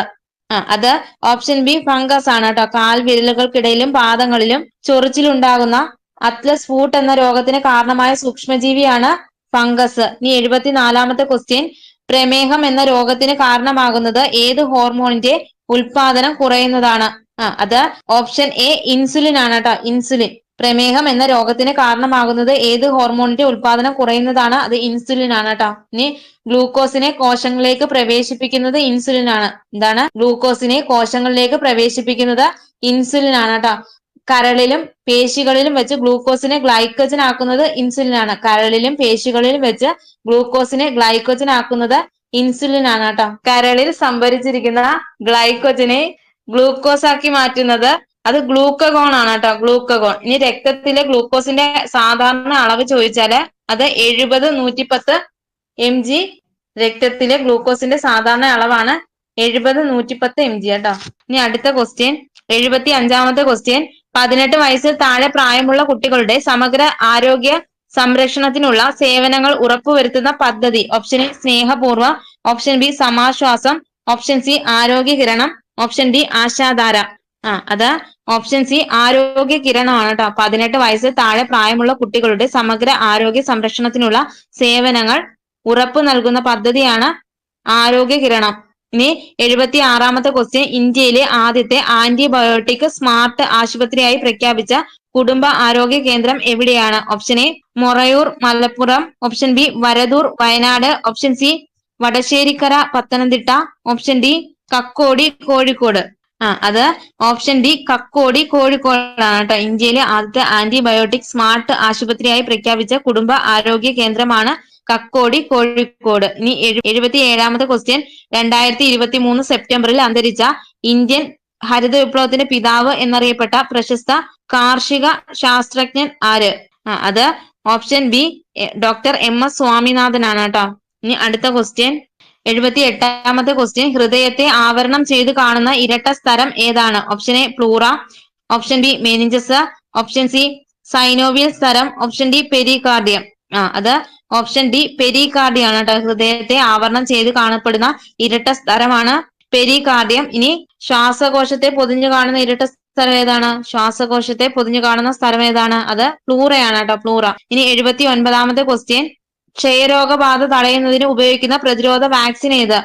അത് ഓപ്ഷൻ സി BCG ആണ് കേട്ടോ. ക്ഷയരോഗബാധ തടയുന്നതിന് ഉപയോഗിക്കുന്ന പ്രതിരോധ വാക്സിൻ ചോദിച്ചാൽ അത് BCG ആണ്. ഇനി 80ാമത്തെ ക്വസ്റ്റ്യൻ, ഇന്ത്യയിലെ ആദ്യ മണ്ണി മ്യൂസിയം അഥവാ സോയിൽ മ്യൂസിയം സ്ഥിതി ചെയ്യുന്ന ജില്ല.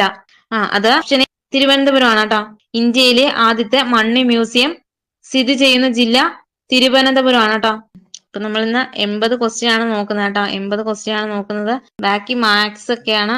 അല്ല, നമ്മള് എന്നും ചെയ്യുന്ന ക്വസ്റ്റ്യൻ ആണെങ്കിൽ ഈ ഗ്രൂപ്പിനകത്ത് പിൻ ചെയ്ത് വെച്ചിരിക്കും. അപ്പൊ എല്ലാരും അത് ചെയ്യണം കേട്ടോ. OMR ചെയ്യണം കേട്ടോ.